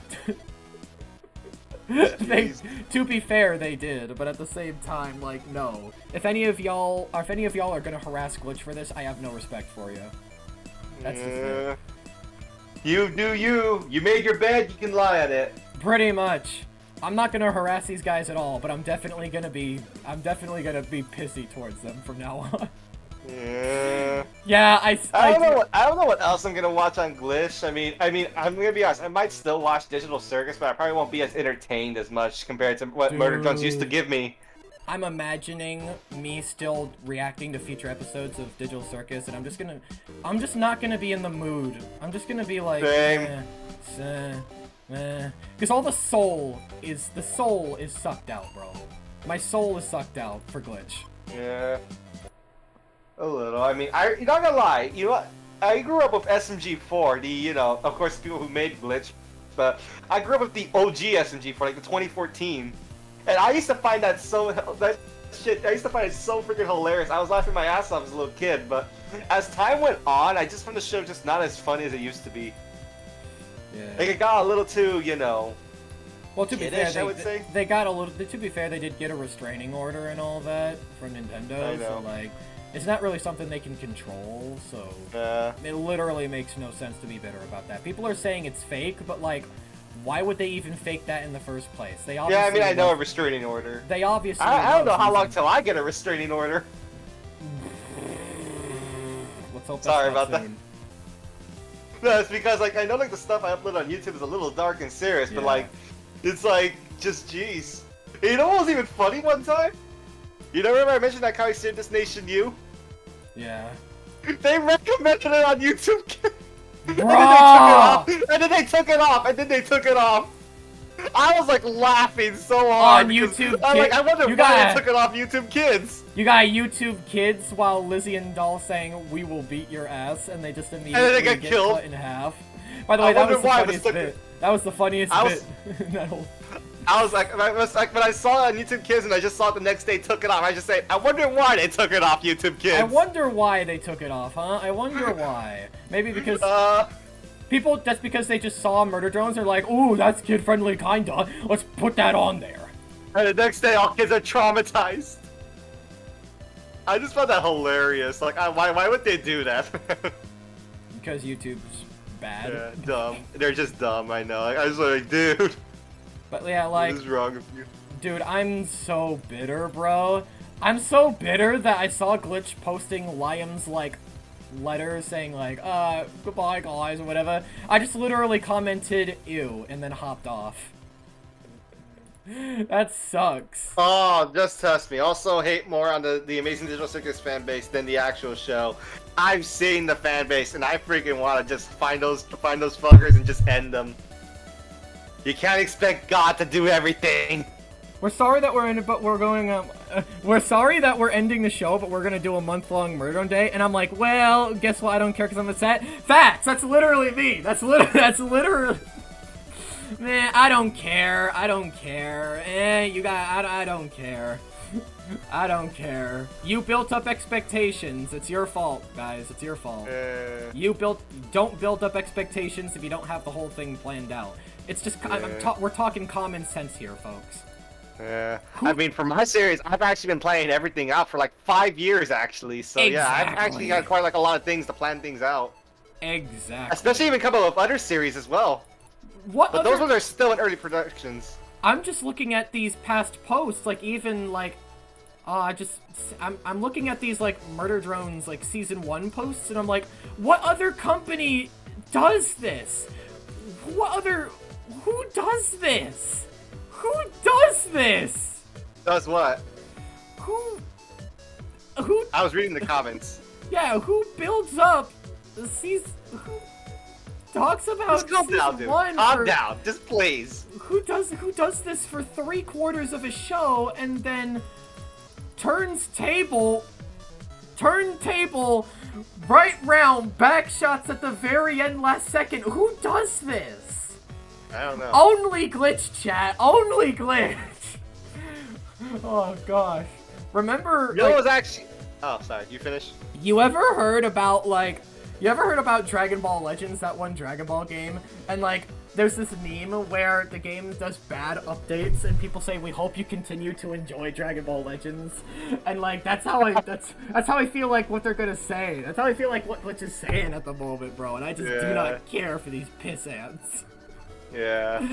Oh gosh. Now I lost track of what I was about to say. Shoot, what was I gonna say? I don't know. I'm just saying, bro. If at the very end of episode 8, where they're doing their Glitch, bringing. Sorry, I was reading the comment. Glitch, we are bringing Murder Drones back. Yeza, well, I don't care anymore. Well, we are bringing it back. We are bringing it back. No, here's the thing, chat. Here's the thing, chat. What if... I don't believe this, but I can imagine myself actually looking like an asshole if I watch episode 8 and they do the whole bit, but at the very end it says... They pull a gaslight. It was all just a massive gaslight, and they say Murder Drones will continue for season 2 or whatever, and they were just gaslighting us this whole time. What if that's what they're doing? And then I'm gonna feel like such a fool if that happens. I'm gonna feel like such a loser. 20 years I have been working on my novel. Well, I'm interested in that novel, man. That's really well commitment. I'll give you that. Like, if that happens, I'm legit gonna take back everything I'm saying right now. I'm legit, because it caught me off guard, and I usually... Stop saying what the Sigma, man. I'm really tired of brain rot stuff, because it's freaking killing me. Exactly, that's why I just... Like, I'm not gonna lie, like, every time I hear... You know what's even worse? That reminds me of something brain rot. My worst nightmare came true a few days ago. You wanna know what it is? What? They're making a movie of it. Yeah, I know. Mike's... I want to kill myself now. Like, where are the shotguns to put down my throat? Michael Bay, the Transformers. The freaking maker of Transformers guy. He's making that movie. I want to just... where's the gun option to my head? How are they gonna make it work? I just want to shoot man. I know it's gonna be bad. I know. Imagine Enraged Digital Circus getting a season 2. If that happens, I'm legit... Like, if that You're happens, gonna like hunt down. You're gonna hunt down Glitch, are you? if that happens, I don't know, chat. Forget what I was saying earlier. Okay, no. You're gonna go on a No. Mad Dog rampage through Glitch, are you? I don't condone bullying. I don't condone bullying. But if that happens, I'm legit gonna just be mad again. I'm legit just gonna be even more mad than I am now. I didn't even think that was possible. I'm legit just going. I'm just gonna have. My nose is gonna bleed. That's how mad I'm gonna be.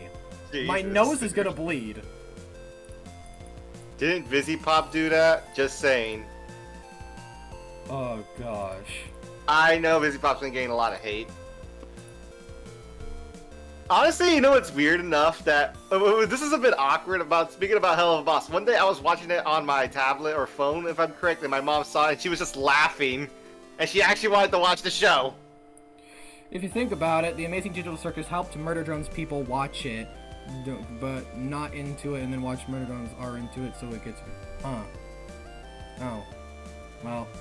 Okay. I might sit the Skibbity Toilet movie out. I might sit that one out. Like, It's nope, just, I'm just gonna be in the corner. I just wish. I have more important things to do. Exactly. I just wish they never talked about seasons if they weren't gonna go through with it. I wish. Because then I'd be happy. Then I'd be fine by now. Then I wouldn't be mad at all. It's just almost 2 years of anxiety for something, and just a middle finger at the last second. Fuck you! Yeah, Sorry. that's literally that's how I feel what they did to me. That's how I feel. That is how I feel what they did. You know what? I'm not trying to be rude. You know what this reminds me of right now? Yeah, no, be as I rude as remember you there want, was 'cause no. This reminded me of like a game I was really hyped for. Like I remember seeing the teaser for it in 2019. I was so hyped for it. It said it was coming this 2019. It did not. And I waited another whole year as 2020. It did not come out. But like, here's the thing: they were showing so many teasers, and I was so excited how it was looking. But when the game finally dropped, it was still good. But at the same time, it just felt like a little bit of a letdown because there was actually teasers of like the characters swearing, but in the actual teaser they don't even swear at all in the actual game. Yeah, But like yeah. it was a little bit of a little letdown. It was a little bit of a little letdown.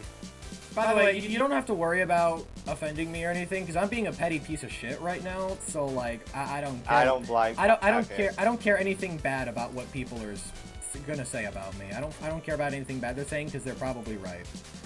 I'm just like, I just believe that I have a right to be mad because 2 years of building up to something just for them to just like turn me over, bend me over, walk down over, and then give me utter raw dog back shots from the very back, like What? out of nowhere. Yes, exactly. You know what you know who you're starting to sound like right now? Nostalgia critic. Yeah, pretty much. This. Rape my childhood, you bastard! You'll all die. That's exactly it. That's exactly it. I'm literally on my Batman credit card arc, bro. A bad credit card. Sorry. A Batman credit that. card. No, because yeah, it does not feel like a heartfelt goodbye, like what I'm going through right now. This does not feel like a goodbye. This feels like a punch in the gut. And all I What did. has been hotel Okay, let's just change the subject. What has been hotel ships you all like? Charlie and Alistair was the only one I was interested in, and I find. Okay, yeah, I'll be honest. I was kind of into that too at first when the pilot came out. All right. Oh. I'll be honest. Yeah. Yeah. Okay, open the Nor door with the Nor stop with the brain drop. Nope. I'm just thinking about ways Glitch could piss people off. I don't watch Hazbin Hotel. Hell nah. I like Charlie X Emily, Lucifer X Alistair. What the hell? Dude, Done, those sorry. two hate I those returned. those two hate each other. Why? I know. I don't know why. People just like shit characters that actually just hate each other. You know. I've noticed that. I don't know, cause here's the thing. It's not that I like. I don't know. I just like Charlie and Alistair more because I just find it more interesting than Charlie and Same. Becky. Remember that? I don't know it- if you've seen that comic that I've uploaded about a few days ago called "Gone Too Far." Yeah. I loved That that. one, people say, I people love like, that. you know what's funny? I was looking through the comments, and weird enough, I was looking for like the comic, and weird enough, we were actually the first people to upload that comic, which is weird because that comic has been out for so long on Reddit, Oh. so it was a little weird. But then again, people just said like they liked how Alistair was a bit of a gentleman and trying to help her instead of, you know, harass her like the other guys were. Yeah, that's amazing. Also, you did a great Yeah. job with the voice too, because I've seen other people do I Alistair. voiced the thug. Who voiced Alistair though? Mr. Ashwick, Nubb. it was Nubb. He's a legend, I tell you. He's a legend. He's just great. That Alistair was so good too. I mean, the only thing I had to do for Alice's voice was simple. I just had to like download the lines on my phone, use the editing software on my phone just to make like that static voice, and then just send it to my laptop. Yeah. There are moments where there's moments where I download the lines on my phone into my editing software so I can edit out the voice a little with a filter. By the way, I just decided to share my screen right now so you can see the progress I'm working on. But yeah, here we go, right here. I'm always Is gonna. that I'm always gonna. Is that that character Jay or something? The other female Jay? I don't know. Concept Jay. Here we go. There's the boy. I'm like, and here's the thing though. Here's the thing. Even though I got so mad over this whole debate, I've never actually been more motivated to finish this. That's good for you. That's actually weird how that works, chat. I have never been more motivated to finish this comic than me getting backshotted out of nowhere. Calm down. Yeah. I'm calming down. I'm calming down. Yeah, I'm good. It just after Murder Jones will get a season 2. Stop lying. I want to be lying. I want it to go for one more season at least.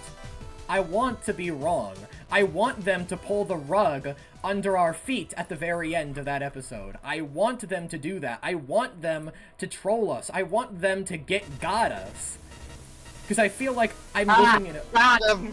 Sorry. Yeah. Because I feel like I'm living in a fever dream. Because after almost 2 years of hyping up season and then for all of it suddenly just be like, oh, it's the end. I feel like I warped to another dimension. I feel like I'm dreaming. It literally doesn't feel real to me. Like, what was your reaction when you found out the news? I was a little bit let down, but I just came to just live with it. Like, that's another series gone. Yeah, you can find something else entertaining over time. Another series I am looking forward to is Lackadaisy. Yeah. I like the animation. I actually am finding like the little short stories interesting where it would go. I actually want to do something similar to that. I actually want to do, like, in between these Enraged episodes, I would just do, like, little shorts, little voice-acted, like, animatics. I feel like that would be cute. You know what's another thing? Speaking about the earlier Has Been Hotel comics, I have to say there's only one thing I do have a problem with the Has Been Hotel comics is that every time we do a comic, I'm always the one to voice the most pervious characters. If you think about it. Well, I mean, I'm fine with that. I just always feel like that was like a bad image on me because, you know, I'm voicing the most characters that are probably causing sexual assault or like, the Adam one I'm voicing right now is like Valentino, the pimp. You are definitely gonna be the Adam voice actor. Am I? Definitely. If you get to the point where you cover a comic where you do Adam, you're definitely gonna do Adam. I feel like you do a pretty good job. Dick Master. Pretty much. Sorry. Yeah, Adam was great. I do hope that he does come back in season 2 as like Maybe as a sinner. demon. As a sinner, like a demon, yeah. Because of what happened with Serpentius. Because it only makes sense. I only like that concept because it makes so much sense. The only problem people have had with Has Been Hotel is that it doesn't really deal much about redeeming the demons. I mean, it does try to, but it's just like they always change like the focus. Has Been Hotel also has the same problem with Murder Drones with its pacing. I don't mind it. Here's the thing. I don't care about the pacing. I actually don't mind it one bit, and it doesn't affect my rating of these shows. But at the same time, you know where a show has something that does not bother you at all, but you like hear other people's complaints about it, and you completely understand what they're talking about? Like, have you ever gone through something like that? Yeah. Yeah, because I'm like, I don't care about the show's pacing. Fast pacing, any pacing works for me, really. But, like, when it comes to what other people are saying, I don't like the fast pacing. I go like, yeah, I can see where you're coming from. Blackwell Cherrywood says, I love Nifty. Nifty is my fave. I do love the little face she gave on, like, the first episode. I know that she's a bit insane. I enjoy that. Yeah. He won't. Busy Pop said it won't happen. So, Yeah, okay, no, okay, I'm not gonna read here's that the one thing. comment. Okay, I actually did. Actually, person who just commented that, I did watch the short about Vizzy's like talk about saying she wished she had more time with the character and like she's not afraid of killing them off or whatever. But he also said in that same short that Vizzy could either mean this genuinely, or she could just not be spoiling the plot of season 2 and have it as a surprise. I dislike the way Busy Pop writes queer people. I'm queer, by the way. Sure, that's okay. You're free to think that. Yeah, you're free to be yourself, bud. Let me see. That's cool.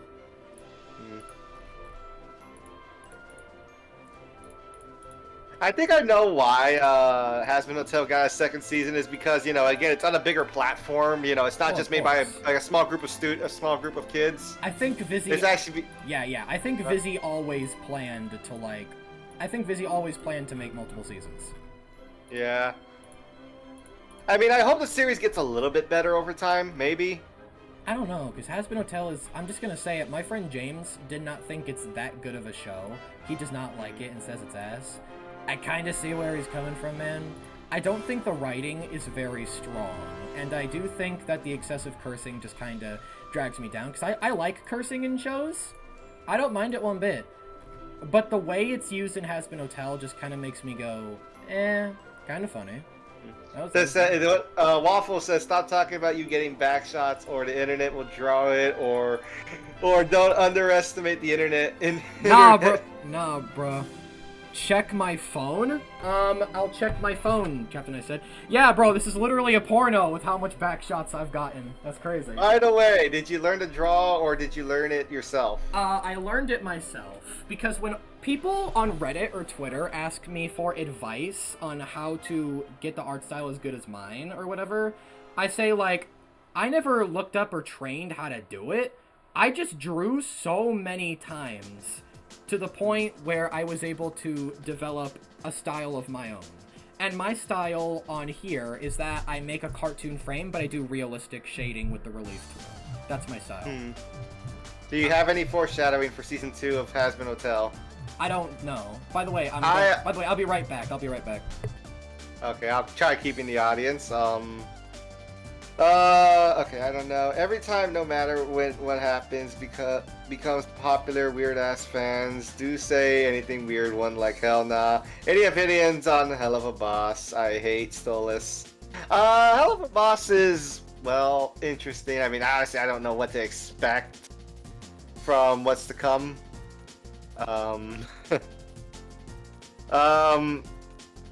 Yeah, Hell of a Boss, I don't know. The writing is here and there. Like, once in a while I'm interested, but then again, it's kind of just ruined a little. Any of it? Okay, personal opinion. Mid, actually bad. Listening how to draw yourself is the best, because then you will have your own style better if you learn off others. All the art styles will look the same. True. When I type, I meant... Okay. By the way, what kind of work besides murder drones have you had? That's an actually good question. He needs to know.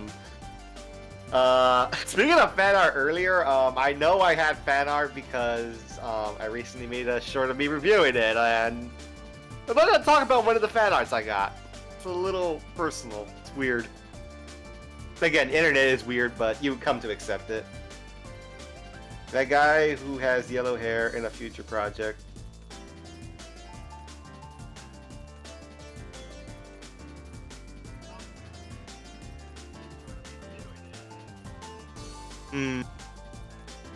I have no idea when he's gonna get back, because I feel so lonely right now.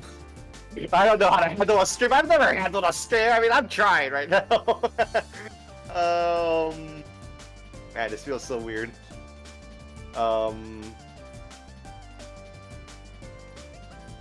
W stream, by the way, thanks. I'm just waiting. I mean, I'm just hoping to read some of you guys' comments till he gets back, because honestly, I don't know what to do. Alright, there we go, I'm back. Okay, fine, you're back. Fine. Someone had asked, have you done any other projects besides Murder Drones? I have worked on multiple things, including discussion videos, and like, I was actually making a FNAF project called FNAF Disassembled, when Did that get canceled? when I was working with an SFX animator, and even though it looked really good, it looked great, actually. Like, I could show you guys a clip in a second, but like, literally nobody watched it, and that sucks, because that was actually quality work. FNAF just doesn't do it good anymore at all. Yeah. Which sucks, because I miss the old one. Yeah, I miss the days of FNAF when people could just upload a FNAF song and get like over 50 million views. I used to listen to Try Hard Ninja a lot when I was younger. Yeah. Someone says I like Insanity better than Canon. Well, thank you, of course. I'm the guy who brought it to the screen. Yeah, and we've got Enraged coming up. Yeah. And yeah, I just don't like. Okay, here's the thing. I like the concept of Insanity. Like, it's an alright concept. The writing is just. I know. Have you seen this? Have you seen this art piece I made of like Enraged N confronting Insanity N? Yes, I saw. That's the first thing I saw. How I met. Yeah, the amount of non-existent logic in that series is like, in that movie is like, just bro.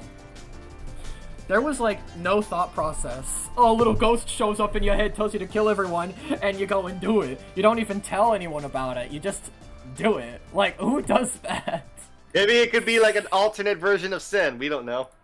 The bad. That's forcing her. And the art style. Then again, I know the art style is a little cheap. Okay, here's the thing. The art style doesn't drive me off of something because everybody has their limitations and you gotta respect that. So I wasn't really bothered by the art style. It's just the writing wasn't good. The writing was not good. Then again, I did speak to one of the creators. They were going through stuff, and well, yeah. Yeah. That's why he made the comic. Other than that, it was. Then again, you know what's funny? I first dubbed Murder Insanity, the original, by myself before I got any actors and anyone. I did it just for fun, and I wasn't expecting the whole thing just to be like this huge, you know, following of like people liking the show and everything, you know? Yeah. I'm not like that. Yeah, I know that people have their limitations, and I know he's probably going through some things. So like, that's what, like, yeah. I'm not an asshole, chat. I'm not out here like shitting on Insanity and all that. I'm just saying. Someone said, is Enraged like Insanity? Please make our boy crazy. Alright, Enraged. Well, how do I do this without like spoiling anything? Enraged is definitely going to have a lot better writing, and N is going to actually have proper motive behind his shift in personality. He's going to be definitely a lot more composed compared to Insanity, but he will have a few breaking moments here and there, if that's a satisfying answer or not.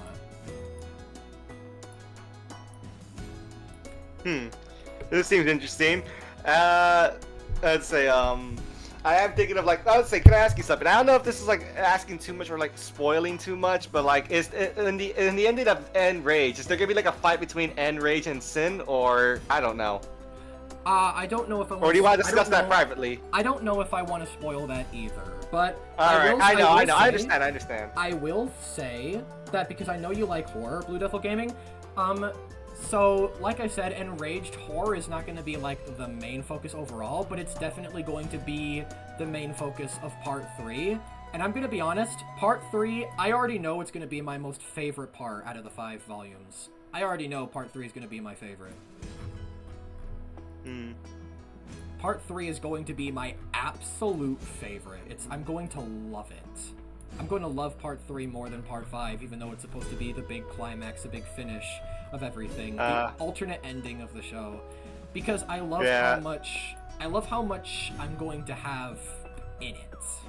Yeah, and I'm gonna have fun dubbing it. The only challenge I might face is like, you know, having to blacken some of the screens.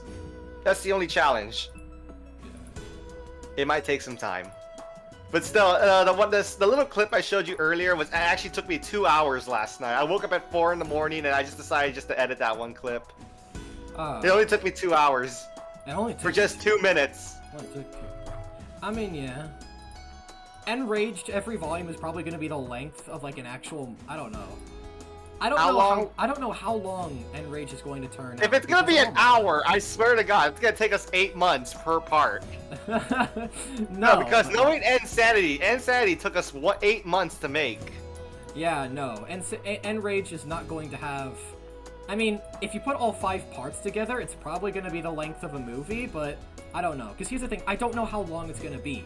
I don't know how long it's going to take over, like, I don't know. I'm going to say 70 frames for part 1. I don't know how long it's going to take for 70 frames to be put together. Someone says, "Hey Sir Yeza, I'm an artist, but I've only drawn traditional on paper. I want to draw professionally on digital someday. Do you have any tips for beginners like me?" Okay, James wants me to add him to the call for a second, so I could probably do that for a second. Alright. If that's alright with you. Alright.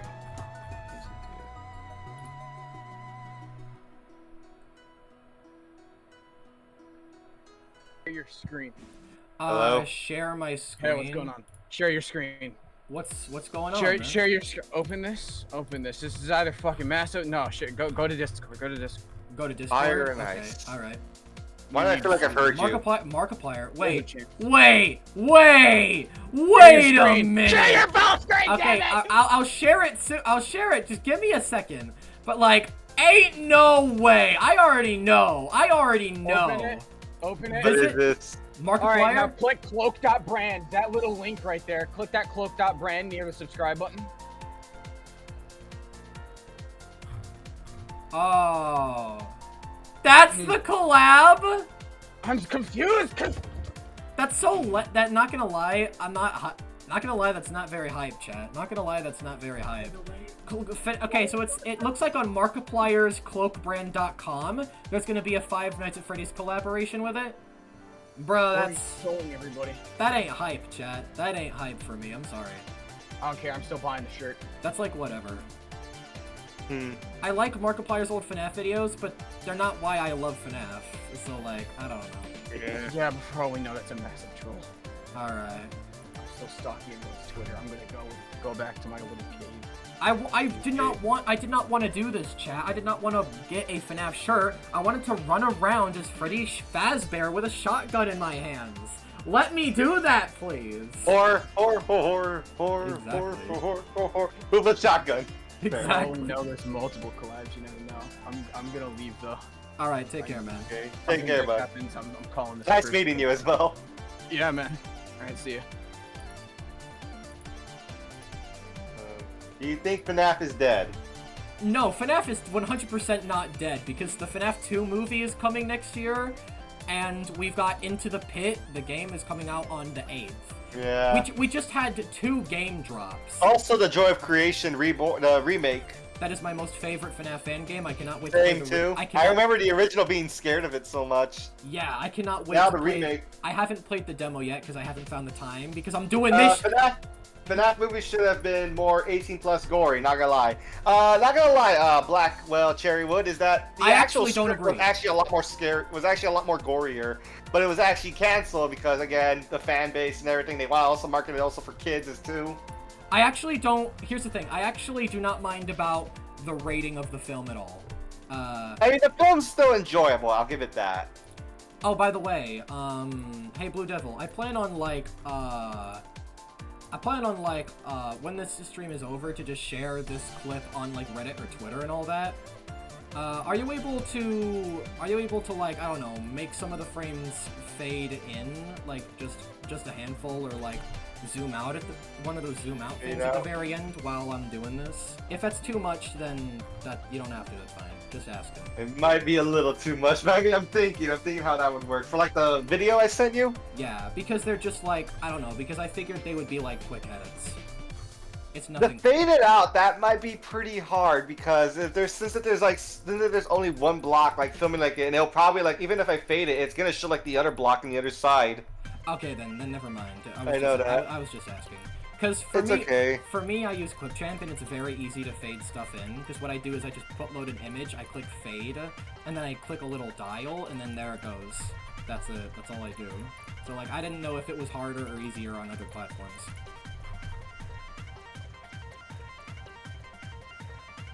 So yeah, I was just asking. But it's alright. I'll just upload what you sent me and see how that goes. Okay. Do you think FNAF should be gory? I hope that FNAF 2 will be 18 plus rated. FNAF shouldn't be for little kids. It never has been. I kind of agree with that. Here's the thing. Here's the thing. I think it's okay for kids to come across FNAF by its coding, but I don't think kids should be explained the actual lore until they're older. Because the lore is because to be fair, the whole point of Freddy Fazbear's Pizza is a children's entertainment place. So it would only make sense for in real life to have kid-friendly FNAF marketing because it's immersive. It's immersive. I was saying, the only thing I found really enjoyable in the movie was probably like the animatronics in general, just seeing them on the big screen, actual animatronics being made. It was kind of enjoyable seeing that. Yeah. I mean, I'm wondering how they're gonna work in Mangle in the next one, because no joke, they actually did tease Mangle's gonna be in the new one. Oh yeah, I hope that she is I hope she's a rabid dog or something, where she just, I think, because I know, I can tell this, she's gonna be puppeteered. I can tell by that, like Foxy. Because Mangle's a mess. Yeah. Like, here's the thing, Mangle's 100% not gonna be a costume, because her body structure would be impossible for a person to fit inside. Because here's the thing, Freddy, Bonnie, and Chica were actually, like, people in costumes, but with mechanical parts on the inside, like a spring lock suit. Like, did you know that? Yeah, I kinda did a little. Yeah, but the reason why Dawko didn't interview the actor for Foxy is because Foxy was never an actor. Costume. Foxy was never an actor. He was an animatronic. He was just a puppet. He was a puppet. Yeah, he was an animatronic the whole time because they couldn't fit a person in because of his skinned legs. Yeah, fair point, fair point. Yeah, Foxy was 100% an animatronic the whole time, and I think Foxy moving was like the only time that CGI was ever used in the film, because the film barely has any CGI. True. I have to say is that, you know what's actually ironic is that the actual original FNAF script actually dates back to 2015, but there was actually a movie that was actually based off the first ever FNAF script. Did you ever know that? Yeah, pretty much. The Banana Splits. Yeah, that movie was gory. That movie was bloody and violent. I mean, I found it enjoyable just because of how violent it was, but that movie was the original FNAF movie. That movie sucked. That movie, okay, don't get me wrong, that movie sucks, but it was still kind of enjoyable to watch. Yeah, I will be honest, it was. It's obviously never getting a sequel. It didn't even make $300 million. I mean, $300,000. It didn't even make 300K. So the movie was enjoyable. But yet they teased a sequel, so like, yeah, that's never happening. I know. Then there was Willy's Wonderland with Nicolas Cage. Now that movie was way better. It was just kind of funny because just imagine, like, you know, in the situation, like how the night guard's scared of the animatronics. Well, now the animatronics are scared. Yeah, that was funny, I was like laughing my ass off. I love it. I love it. And my mom was interested because it had Nicolas Cage, which that was one of her favorite actors. Yeah. They should have done the different actor for William Afton. Sorry, but the actor we got is just not it. Okay, here's the thing. I actually would have preferred it if the actor for Green Goblin from the Spider-Man films. Oh, William Dafoe? Yeah, William Dafoe. I thought he would be good. I thought he would have been absolutely perfect for the role, but I do not mind Matthew Lillard's role as Afton. He by far has presented a better version of the character than the official series has brought for years. Yeah, true. Because again, William Afton was rarely, you know, you don't even see him in action. You just hear like his voice lines or through like mini games, you know. Yeah, here's the thing. Purple Guy was definitely at his peak during the first 3 games. Ever since he was given the title William Afton, Afton Robotics, all that, he definitely died down and became so much less interesting. Yeah. Purple Guy was actually scary to people because we knew nothing about him, and he was just a child murderer. He was a creepy man, just that could actually exist in the real world, and everybody would be disturbed, like unironically, whenever he would show up on screen. I mean, I can actually do his voice pretty good. Yeah. I always come back. You may not recognize me at first, but I assure you, it's still me.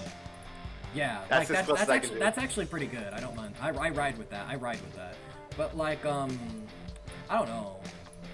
And Springtrap was definitely the pinnacle of the character. And I was actually very excited for him to come back in FNAF 6, but what we got was... I mean, the voice was cool, but like...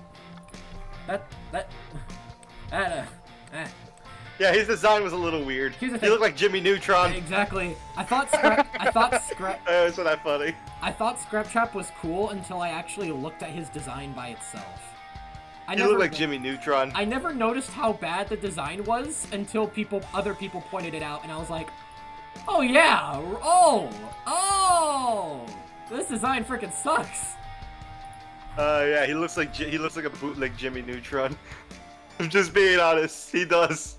He does. I was like laughing my ass off when they called him that. He does. Peanut head, bro. Actually. Fair. People have made that joke too many times though, so I'm not too keen on like keeping the thing going, but like yeah. It's just remember when people named Purple Guy Vincent? Lol. I actually don't remember that. I do not remember that. I do remember that Purple Guy was also called Pink Guy. Pink Guy. Fair. There's actually a because FNAF they always video changed it. who is they got a FNAF video. I actually saw a FNAF video, theory video talking about who is Pink Guy. Who is Pink Scraptrap looking like Mega Mind. Oh, that's much more original. Yeah. That's even more hilarious. What favorite FNAF design? Mine is definitely Mangle. Okay. Mine, No, I'm sorry, go on. what's? Oh, so you can say yours first. No, okay. Here's the thing. This character was utilized horribly, but his design is my most favorite iteration of the character. Burn Trap. Burn Trap. From Security Breach. Yep. I think Burn Trap has the coolest Springtrap design I've ever seen out of all the designs. That's my opinion. Sure. I'm locking in. I'm locking in, chat. What are you gonna do? Sue me. Mine was Ennard. Hey, that's the spaghetti. That's fair. That's fair, bro. Ennard is. Because he was actually kind of scary. When I haven't gotten to that part of the game yet, but still, I know he's actually scary. Like just like the design of all of them all mixed together, and that part where they all are inside of Michael's body. Just jeez. Yeah. I don't know, because here's the thing, Scraptrap was utilized really good because there was people in that game who actually cared about whether he lived or died or not, and he actually had so much of the game to be a threat, but he had a horrible design. Burn Trap is the exact opposite, where his utilization was utter shit, because he's just an optional thing you can find under Rocky's Raceway with absolutely no build-up, but his design is amazing. His design is the best Springtrap design I've seen. It's my absolute favorite. And watch by the 50th FNAF game, Billy Mapson's just gonna be upgraded eyes in a jar. I always find that joke funny. Like, I don't know, because I'm looking at Springtrap and Burn Trap, and I'm sorry, bro. I just think Burn Trap looks so much cooler. I think it's the skeleton. I can see it. I think so a little. Like by that point, William Afton's like 70 years old. Like, look at this. Look at this design, bro. I can see it. I can see it. Tell me this isn't peak. Tell me this isn't absolute peak, chat. That's like a 70 years rotten corpse in there. By that point, because FNAF Security Breach takes place in like the 2050s. Bro calling Burn Trap a good design? No, his utilization was terrible. Like, his use in the story was so utterly rancid. But his design is good. His design is good, and nobody can deny that. You know, I kind of wish Security Breach was a little bit more scarier. Here's the thing. The reason why Security Breach... do you know why Security Breach turned out so bad? There's actually, like, actual reasoning behind it. You want to know? Why? Well, okay, because Scott wasn't in development. He didn't want to make FNAF games anymore after, like, Ultimate Custom Night. So he hired Steelwool to make the game, and Scott had the whole game planned out already. He gave them the whole thing and let Steelwool... By the way, chat, look at this design. This design is peak. This design is peak. But, like, what I was saying is that... So Scott hired an indie team called Steelwool Studios to make Security Breach. And Scott gave them an exact plan on how he wanted the game to go. Security Breach was actually supposed to be much smaller of a game, but much better. And that's what I would have preferred. That's what everybody would have preferred. But what Steelwool did is that... They marketed it for kids? Well, that, and also... behind Scott's back, they kept adding so many things that weren't planned, and Steel Wool they highly underestimated how long the game would take to make. So they set a release date of 2020 when the game was announced on 2020, which... And you know what's actually ironic is that there was actually some lines that were never in the game. Like, you could hear them from the teaser, but you never hear them. Dude. Like, you'll give me what I wanted, and if you don't, both of you will burn. Bro. I was wanting to know who said that. Bro. Was that Freddy, or was that... Yeah, dude, no, the whole game, the whole trailer, that whole trailer where that voice line is from is not in the game. That whole trailer is not in the game. I know. That whole trailer, that's the trailer that made the game look interesting. Everything in that trailer was cut. Everything. I think I heard an Elizabeth voice line in that trailer. That would have been so interesting to have Elizabeth in there too. But they just cut it because they're idiots. It's because it's Steel Wool. It's not Scott. I don't think it was Scott's fault. I think it was Steel Wool's. It's 100% Steel Wool. Because Scott, when he came to check on the process of the game progress in 2020, like for just before Christmas, he's like, guys, what is this? What is this? What am I looking at? He expressed that on his on his little tweet before Christmas. He's like, what did you guys do? This is not what I wanted. And so they... Yeah, it kind of also reminds me of, like, the situation with Scott, like, where he was, like, on one day, at, like, with, like, you know, with his family at, like, a carnival having fun, and he heard someone leak the FNAF movie, the trailer. Oh, yeah, that happened, and YouTube kept taking down videos about that, but, like, Scott was, like, confused. Seriously pissed. And he was kind of pissed and confused, right? Yeah, pretty much. And Steel Wool explained, well, you know, there was so much ideas we came up with, and we wanted to put them in the game.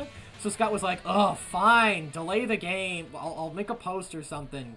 Do whatever you want. And here's the thing. Steel Wool kept adding stuff instead of actually optimizing what they already had properly. It's why the game took so much storage. It's why the game did not run well in terms of FPS on anything. And you know what's even more sadder? I have to play this game. Me too. I played the game on launch, and bro, I played it on the PS4, chat. I was cooked. I downloaded it on my Xbox. Chat, if you had a PS4 and you didn't play Security Breach on launch, be so grateful that you did, because I had to experience that, and it was it was bad, chat. Constant lagging and multiple areas where I had the graphics. And Freddy Ditchy Markiplier? Pretty much. And also Isn't that funny? the helpy save slots too. They were not. Everything was so horribly pixelated. The graphics made you want to freaking vomit because of how bit they were. Yeah. It looked so bad. The game was so horribly textured. It was actually insane. Oh god, that would go hard. Dude, a Resident Evil style FNAF game would go so hard. That would actually go hard. That'd be pretty cool, but like, I don't know, a whole zombie apocalypse. Dude, how about like Resident Evil 7? That game was scary as hell. That game used to scare, like when I first started playing it. I think that could work. I bought it on Xbox for the DLC to learn it wasn't on Xbox. Yeah, okay, here's the thing. The Ruin DLC is so much better than the base game, it's not even a joke, because it actually was optimized, and it was actually interesting and cool. Yeah. The base game, it's ass. The base game is ass. I was coping so hard for like almost 2 years before I caved in, and I'm like, yeah, this game freaking sucks. It just sucks that you're hyped for something for so long, and then it just doesn't happen, or if it turns out bad. And this is like the third time. Suicide Squad, Kill the Justice League, FNAF Security Breach, and now Murder Drones. This is the third time! I was hyped for Suicide Squad, Kill the Justice League, but that game turned out shit as well. I know.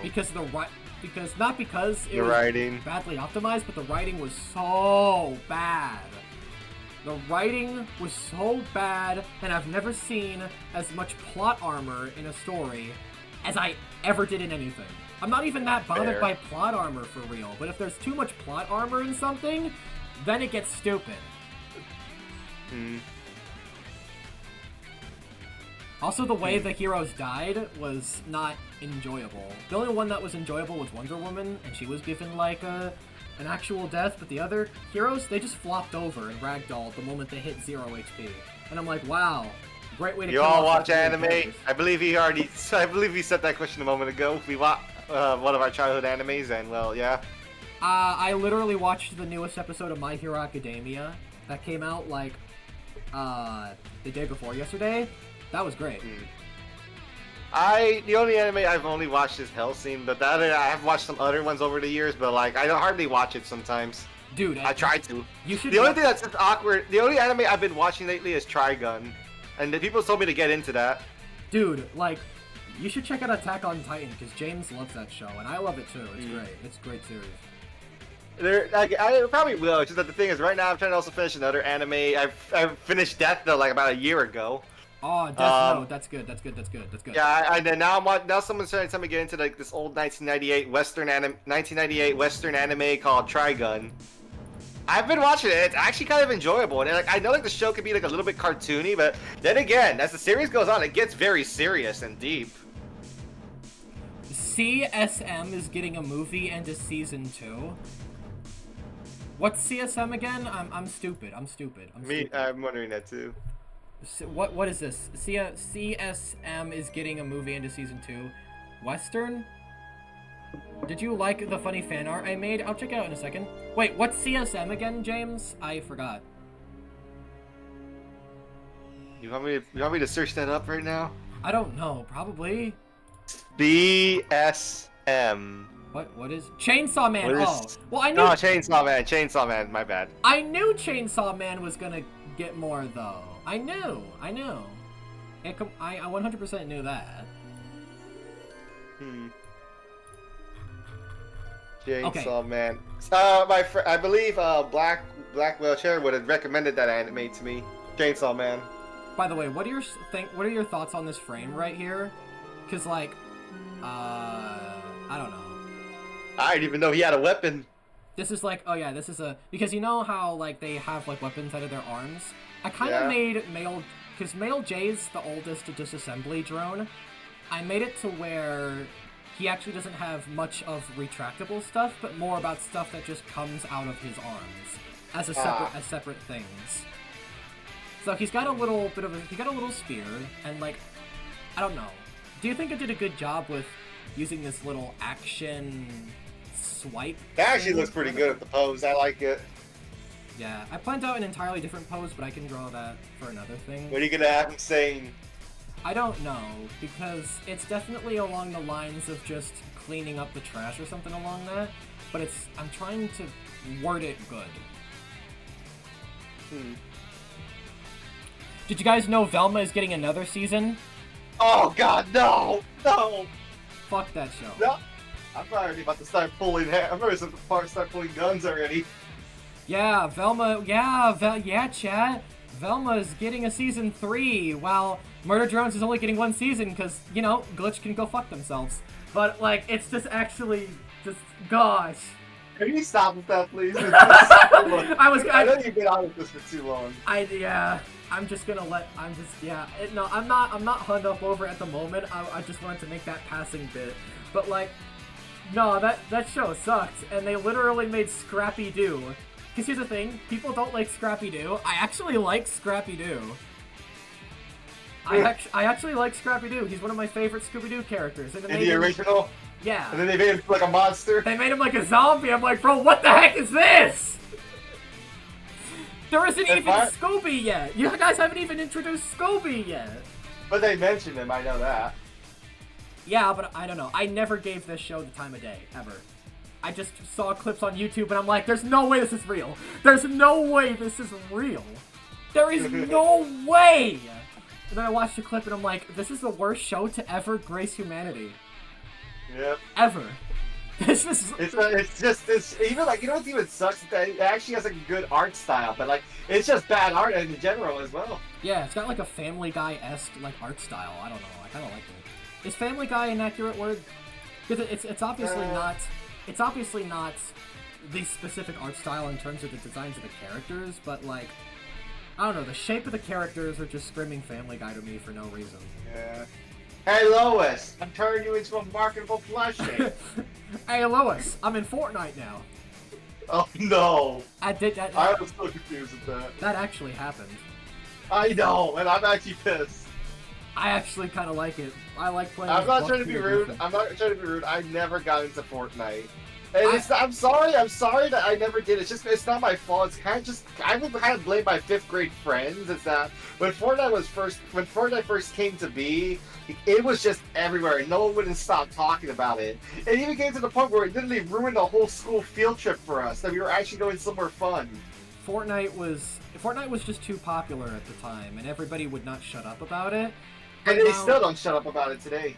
But now people are it's definitely a lot more tame than it used to be. The numbers are definitely not as high as they were before, but the only reason why Fortnite is still being talked about as much now is because all the crossovers and just, I don't know, there's just all the changes they've been making to, like, introducing cars. And Zero Build got so many people back into the game because they hated build mode.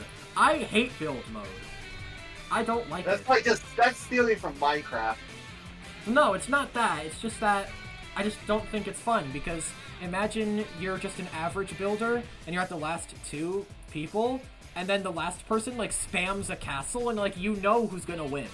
You know you're gonna lose. So like, why even bother? But Zero Build, it's literally just skill, and I love it. It's literally just actual skill with rotating weapons and like, yeah. Yep. A bit, like, I know building includes skill, but it also feels like it's just freaking cheating. I'm probably just coping because I've never been good at building. Any favorite songs? I have a lot of songs I listen to, but I think one of my favorite songs is Villains of Circumstance by Queens of the Stone Age. I like a lot of music. I like early 2000s are my most favorite music. I grew up with a lot of rock music as a kid.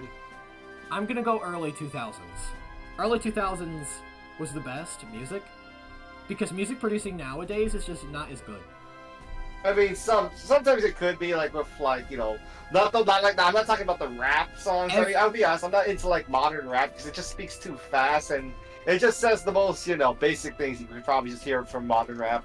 Every time that someone, like, I mean, yeah, there's a diamond in the rough now and then in terms of modern day, but there was constant bangers in early 2000s. We're talking G6, apple bottom jeans, like Pitbull, T-Pain, Florida. We're talking like, I don't know, these are the songs I grew up with along with my sister, and these were awesome. These were the best. Exactly, that's why modern rap sucks. Facts! Thank you. Facts! Thank you. Thoughts on Liam as a writer? I think he did an amazing job. I don't care about the pacing. I just... Yeah. Wish the show could last longer. Nope. We get it. Changing subject. because I've been ranting day after day. Even when I'm not recording, I've been ranting about this day after day. Which is why. Because if I just found out about this now, we would not be hearing the end of it. I know. So I'm gonna track down your location and hit you in the head with a bat. Calm you down. AMV videos. I'm just gonna pull a big smoke on you, bud. Remember the AMV videos, bro. People would constantly upload AMVs about like songs from early 2000s and like, yeah, it would be great. Yeah, those videos were so, man, the amount of anime AMVs that came out on the earlier days, it was just great. Red Hot Chili Peppers slaps. Hey. I always forgot that. Okay.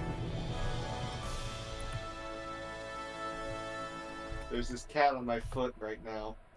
Cat on the foot. I think Liam is a good writer, and the only issue of that I will objectively say is the pacing, but then again, I do not care about the pacing, so I have no issues with his writing in my books. His messaging is shit, but The writing is good. Honestly, when I come to making stories, I honestly want to put like a message in the stories as well, like a lesson to learn. Oh yeah, definitely. It's like what Lemon once told me. Like, said, what do you all watch these days? Violence, drugs, sex. I mean, what's there to learn? Like, you need to there's no message, no rhythm. What are we supposed to learn? Everything I learn is from Thomas. Thomas the Journeyman. That's from a movie I heard that guy say. What do you think of the coffin of Andy and Lele? We were talking about that earlier. Yeah. The game's interesting, to be honest. I never, Alabama, I never got into it.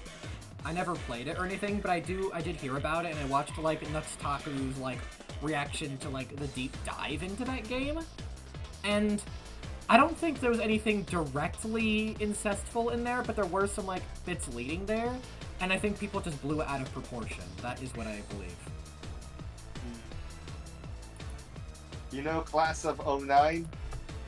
Class of 09, yeah, the most toxic. Yeah, I love that. That is hilarious. I was thinking about streaming Class of 09, but like, I don't know, because I definitely have to put the 18+ mark on it. Yeah, fair point. That's like when I was streaming. That's when I uploaded that gameplay of that game I was playing, Outlast. I had to put like a warning because that game does have like a lot of blood, gore, sex, nudity, and yeah. But it's one of the fathers of horror games. That's what I heard. And no joke, I've been screaming my ass off in that game because of how horrifying it is. There's jump scares almost everywhere.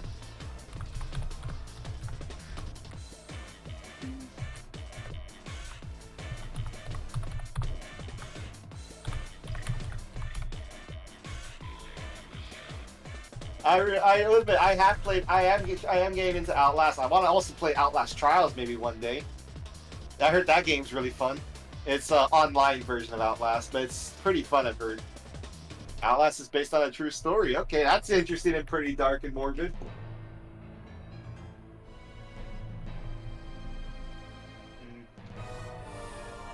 Okay, yeah, the turret burning. Blue on stars. Outlast is based on... There's a porn comic of the game. Of course there is! Nobody was questioning that. Of course there is! If it exists, there's porn of it. That is legit a rule of the internet. Of course. Nobody was questioning Welcome to the internet. Take a look around. We know the song. Mountain of content, Harry Potter porn. Don't worry about that. Yeah.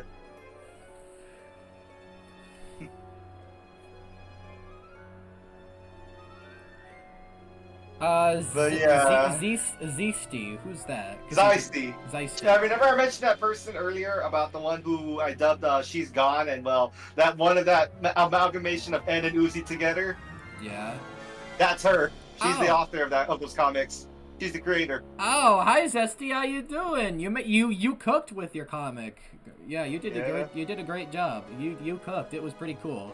It was I don't know, it was just one of those nice short passing things. It was enjoyable at the time. She actually is in the making of something else that I'm also having to dub as well. Oh. It's a comic that I like. She's like, it's not a Murray Jones comic, but it's something else that she's been wanting to make. And honestly, I am willing to help her out with this comic. She wants us to make. No, in the Coffin of Andy. It's called The Bringer of Darkness. Oh. Hi, my heart's pounding because I don't know you here, gonna be here, and it's just occurring to me. So you also drew something I designed. Huh? I mean, if you want to share it, I can send a link to the Discord server in chat. Give me a second. I cook, I chef. Invite copy. Love Andrew X Ashley.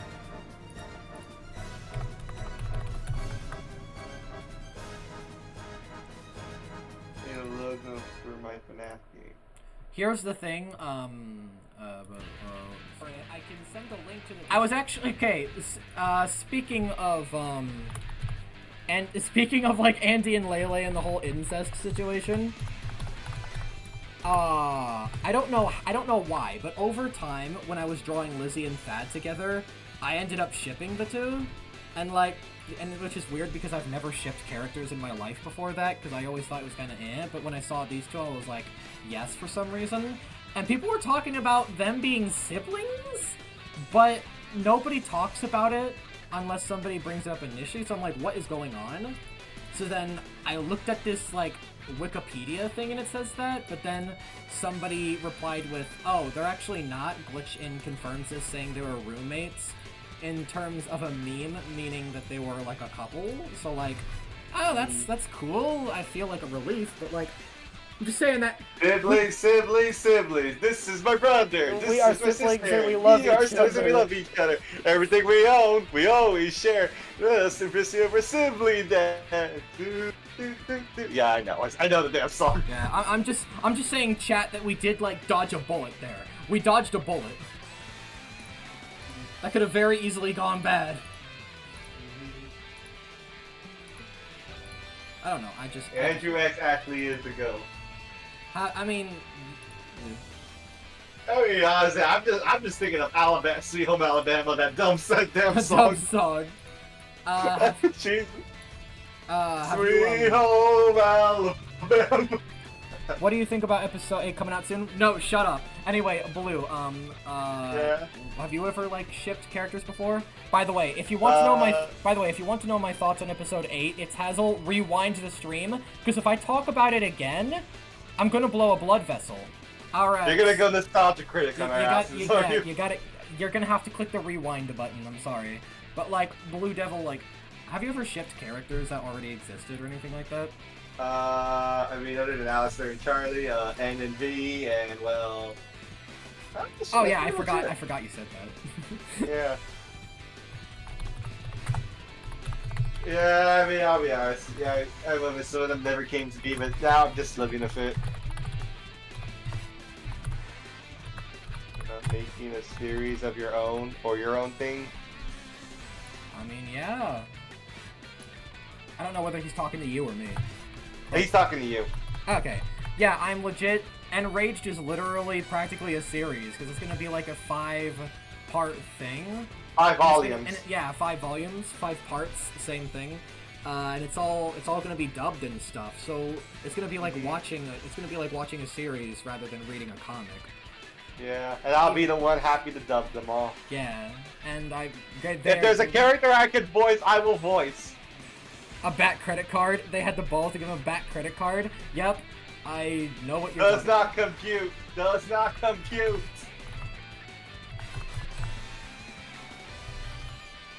Okay, thank you for auto-correcting, because I did not...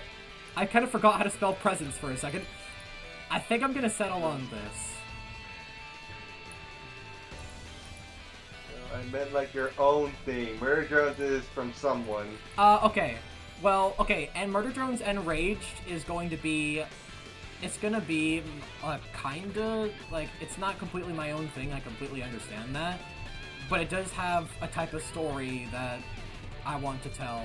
But when I'm done with that story... There's not gonna be a Season 2 for Enraged, by the way. And I'm actually gonna confirm that on, like, a certain someone, like, right off the bat. I'm actually gonna confirm that right off the bat. No, 5 parts is enough. It's gonna be just one big story I wanted to tell about this whole thing, and give an alternate ending to a show that I like. Alright, then after that, what are you gonna do? Then after that, I already have a full original thing in mind. I have a full story in mind for something else that's my idea, and it's gonna be more of an animatic pilot. That's gonna be cool. Interesting. Interesting. It's gonna be similar to this, but instead of comic format, it's literally going to be more like reusing the same Animated. background over and over, but like, it's not gonna be animated, more like an animatic where, you know... You know how I also want... Oh, sorry, you finish? You know where you see that one thing where you see one background and you see a character basically teleporting because, like, they don't want to animate every single one of those frames? That's literally the kind of format it's going to be in. But it's going to be a pilot. It's going to be its own, like, thing. You want to know how I kind of picture my own series to work like? It's like, it's going to be, of course, drawn in, like, comic format, but my characters will actually be able, like, to, move. Like, you know, like how, like, they move, like, one frame? Like, if they're, like, running, they're still, like, in that image, but they're moving to, like, the left or, like, right or moving forward a little, you know? Something like that. I could do that, actually, because I could actually make that work a little, but it's just going to take some time. Liam did say that there's more to explore in this world. That's what I'm looking forward to. Yeah, that's true. That's what I'm looking forward to. Maybe what if they do a Gaslight where it's not exactly a season 2, but they do like a whole nother one season like show in the world of Murder Drones. Like that'd be all right. I feel like that'd be all right. I don't know. Mm-hmm. I mean, then again, I think we're exploring the world through your eyes too, you know? Exactly. Through your series. Pretty much. Yeah. Because this whole project is my love letter to the series. It used to be my love letter to the series and Glitch, but nope, just the series now. Piss off, Glitch. Parried off of that. And I do hope more Murder Drones merch comes out. Yeah. Well, I mean, we finally got the J plush after everyone was begging for it. I want a Lizzie plush. Lizzie's legit one of Fair. my most favorite characters just because of Enraged. Because I was thinking about giving her like a character redemption arc, and it's working out amazingly in my head, and I just became a massive fan of her for like no reason, and I love it. You know, by looking by this stream, I was saying, like, seeing how you're right behind me and you're just talking, I look like a little plush that that's just right there. I do. You look like you're just gonna pat me in the head like I'm just like some plush toy or something. I'm gonna put you in like the little GIF generator where I'm squishing the top of your head. Please, no. Please, no. You know what I'm talking about? Have you seen that? I know what you mean. The worst thing someone's ever done with fan art is put me like in a jar. Oh, no! That is the worst thing they've done. I'm just saying, if a Lizzie plush drops, I'm immediately copping that on the spot, on the cusp. I know. I don't even care about no Sin plushie. I want a Lizzie plushie. There. And another reason why I don't like Digital Circus is because I get it, it's more popular. I just wish that Murder Drones got the same treatment in terms of merch. Because Murder Drones has like 4 plushies, which is pretty alright. But Murder Drones dropped like 5 plushies simultaneously on episode 2's drop. And that made me mad. That made me mad. No, not the jar. Thank you, Zeisty. I don't want the jar. Nobody wants the jar. Nobody here wants the jar. But like, oh dude, it just made me mad that like it just dropped all those plushies like it's nobody's business while I'm just begging for more to come out on the Murder Drones end. It's all the same company. They all have about the same profit, so like, it just pisses me off, man. Yeah, good tell. Okay, let's just calm down. Yeah. Let's just calm down. Like, I do have Jackson Gummy Goo. I did order them and they are here, but they're the only plushies I'm gonna own. Alright.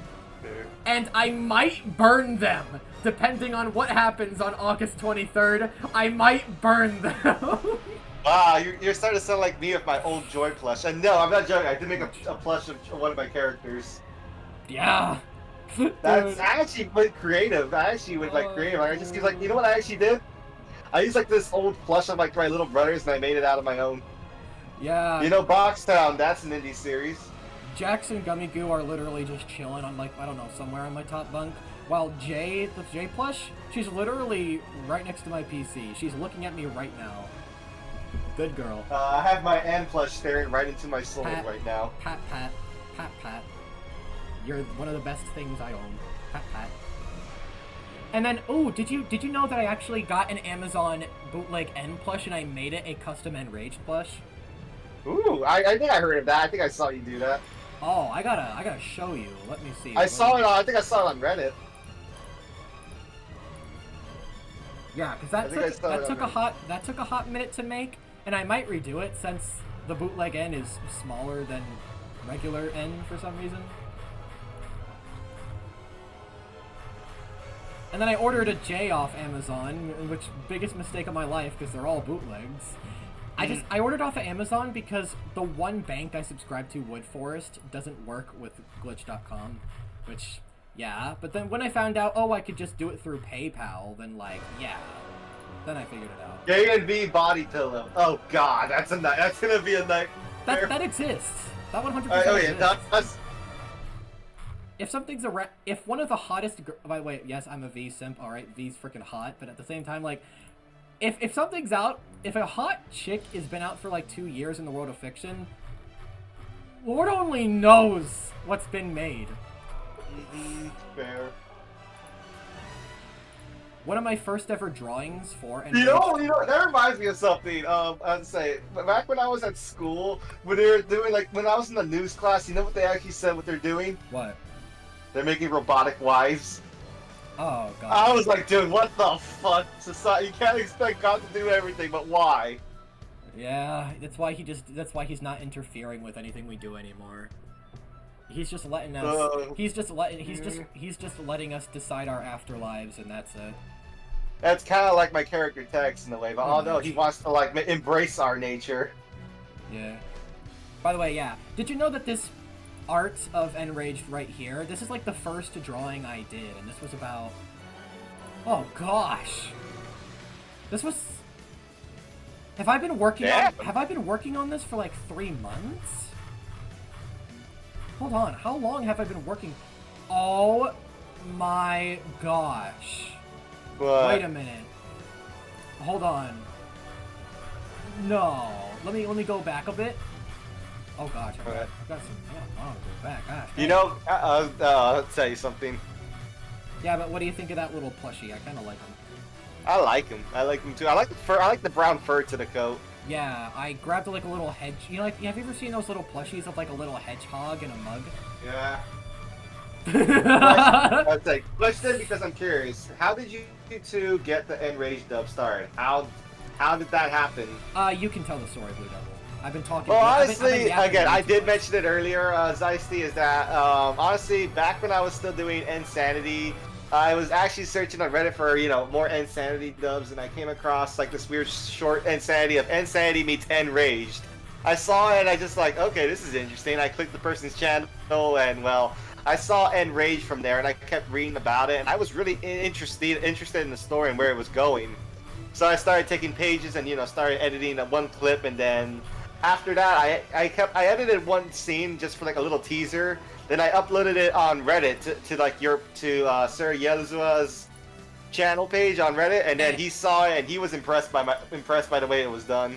That was out of nowhere, and it was so good. I squealed like a freaking schoolgirl. Like, thank you so much, bro. You're welcome. Yeah. Oh my gosh. And then now we're here. I've been working on this for 4 months. And it actually got a lot of attention already. Oh gosh, it sucks because the Murder Drone subreddit isn't as active as it was 4 months ago. Because I made this first teaser and I got over 1,300 upvotes. People were loving the shit out of this, but now it's like average results.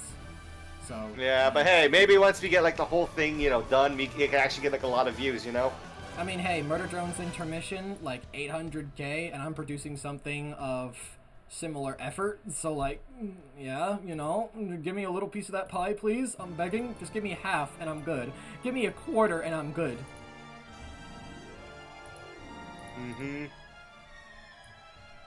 Yeah, it's true. Blue's really good at what he does. Thank you, Zeisty, and I hope to do your dub soon as well. The Bringer of Darkness you want me to do? Ghoul and Fuchsia definitely cooked. I loved intermission. It was so good. Most you know what's funny? Whenever I show my face to like some of my friends, you know what the first thing they call me? What? Senior fellow. I'm like laughing, like, bro. Just because I'm part Mexican doesn't mean I'm senior fellow. I think you are stronger, but I am stronger. Sorry, I remember those comics.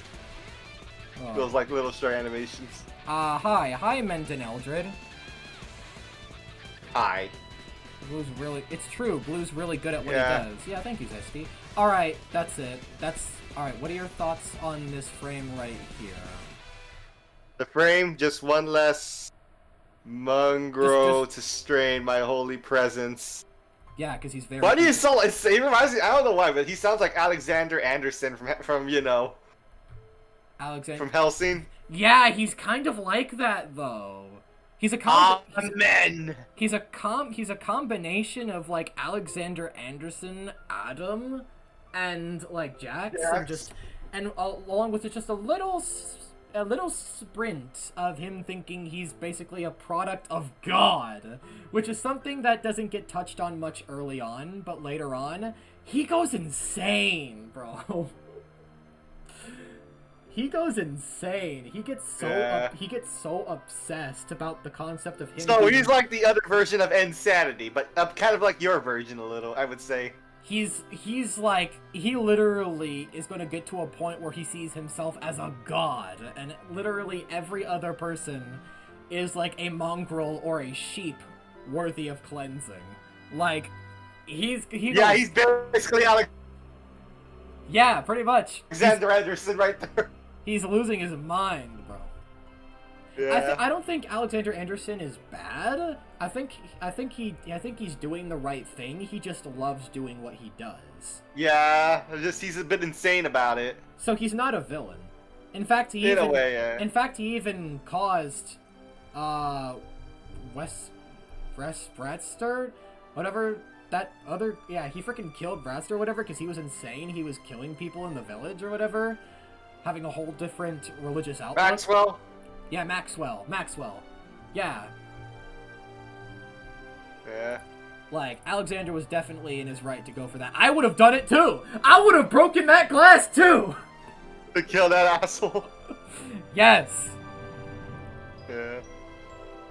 And let the zombies and all the slaves kill him and impale him. Yes. This good. Have you seen the Algebraic version of it? The abridged version? Yeah, I've seen it. Yes. Team I Fortress freaking love that one. That one just cracks me up. Just one less mongrel to stain my holy presence. Just like that sort of thing right there. I know, like I told you earlier, if you can draw like my own series, I was saying, if there's one thing you can do for me, is it okay if you can, like, voice a character for me? Oh, definitely. Definitely. Like a small character. Can you do, like, an intimidating boss who's, like, over-obsessed with, like, power and doesn't give a shit about anyone, yet he acts all kind and friendly on TV? That is 100% what I would be willing to... I'm down, bro. I'm down. Although he dies in episode 12 because he gets electrocuted and his head friggin' explodes. I mean, okay, sure, that's fine. Yeah. But then again, he's kind of an asshole. I mean, yeah, okay. Yeah. Maybe sometime later on, alright? I mean, sure, yeah. I gotta get ready for work the moment this stream ends. What time does your work job end? It starts at 1 p.m. and ends at 9 p.m. Ah, okay. And Where do you work? Walmart. Walmart? Actually, I'm looking into people say, like, the best job for me would be, like, the night shift at HEB. Alright. That's because, you know, knowing me, I'm more active at night than in the day. Yeah. And hey, huh? Oh, no, keep going. You can keep talking, but I'm just saying that stream is going to be over soon. It's going to end in, like, I don't know, 2 minutes. But I just want to say thank you, everyone in chat, for sticking here, being here. This was very fun. I got to get 2 pages done. Well, granted, the first one didn't have much to offer, but, like, I don't know. Getting this 2 pages done off the bat just felt pretty good. And thank you so much for tolerating my pissant behavior, but, like, this is gonna happen again.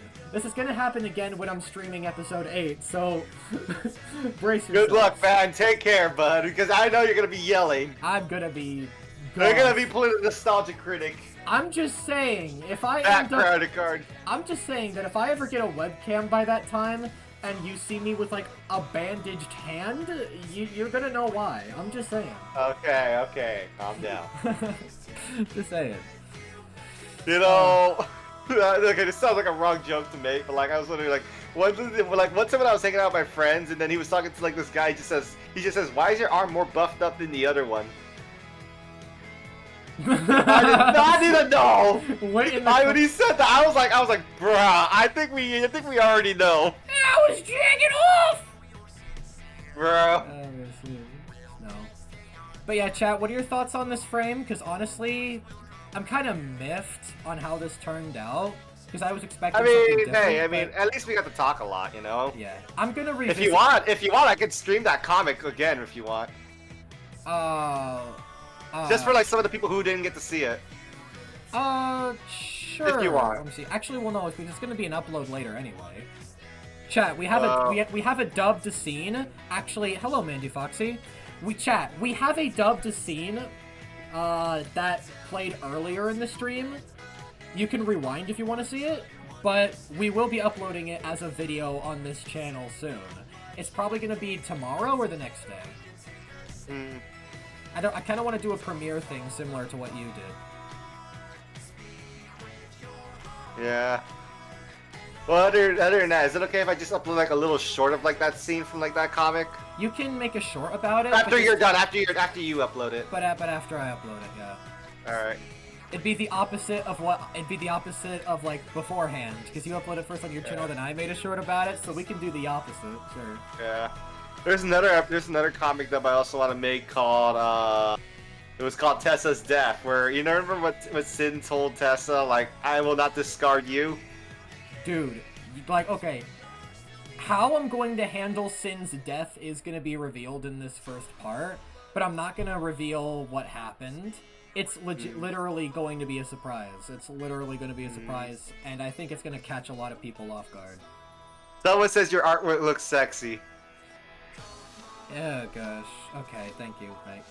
But yeah, thank you so much for everybody for being in the chat. Thank you so much for, you know, just chilling out with the boy. It means the world to me. And I'm glad to be a part of this project with you, bud. Hey, anytime, man. Anytime. I just feel great right now. That's just it. I feel good. Sorry. So yeah, thank you so much for everybody for tuning in, and probably the next time I'm gonna stream, it's either going to be me playing Episode 8. It's either gonna be me playing a game or episode 8. Episode 8 is on the 23rd. We got 20 days. Fair. So I might do this again before that. Alright. And I'm definitely gonna be streaming Black Myth Wukong on the 20th when that comes out, because that is so hyped, because I'm a major Dark Souls fan. So, yeah, and it's like a similar type deep game, so like, very much looking forward to that. But yeah, take care everybody. Blue, what do you want to say to chat? Take care everyone, and good night, or good morning, or good afternoon. In case I don't see ya, good afternoon, good night, and good evening. Alright then. Bye everybody. See ya. Take care now. Love y'all. Cheers.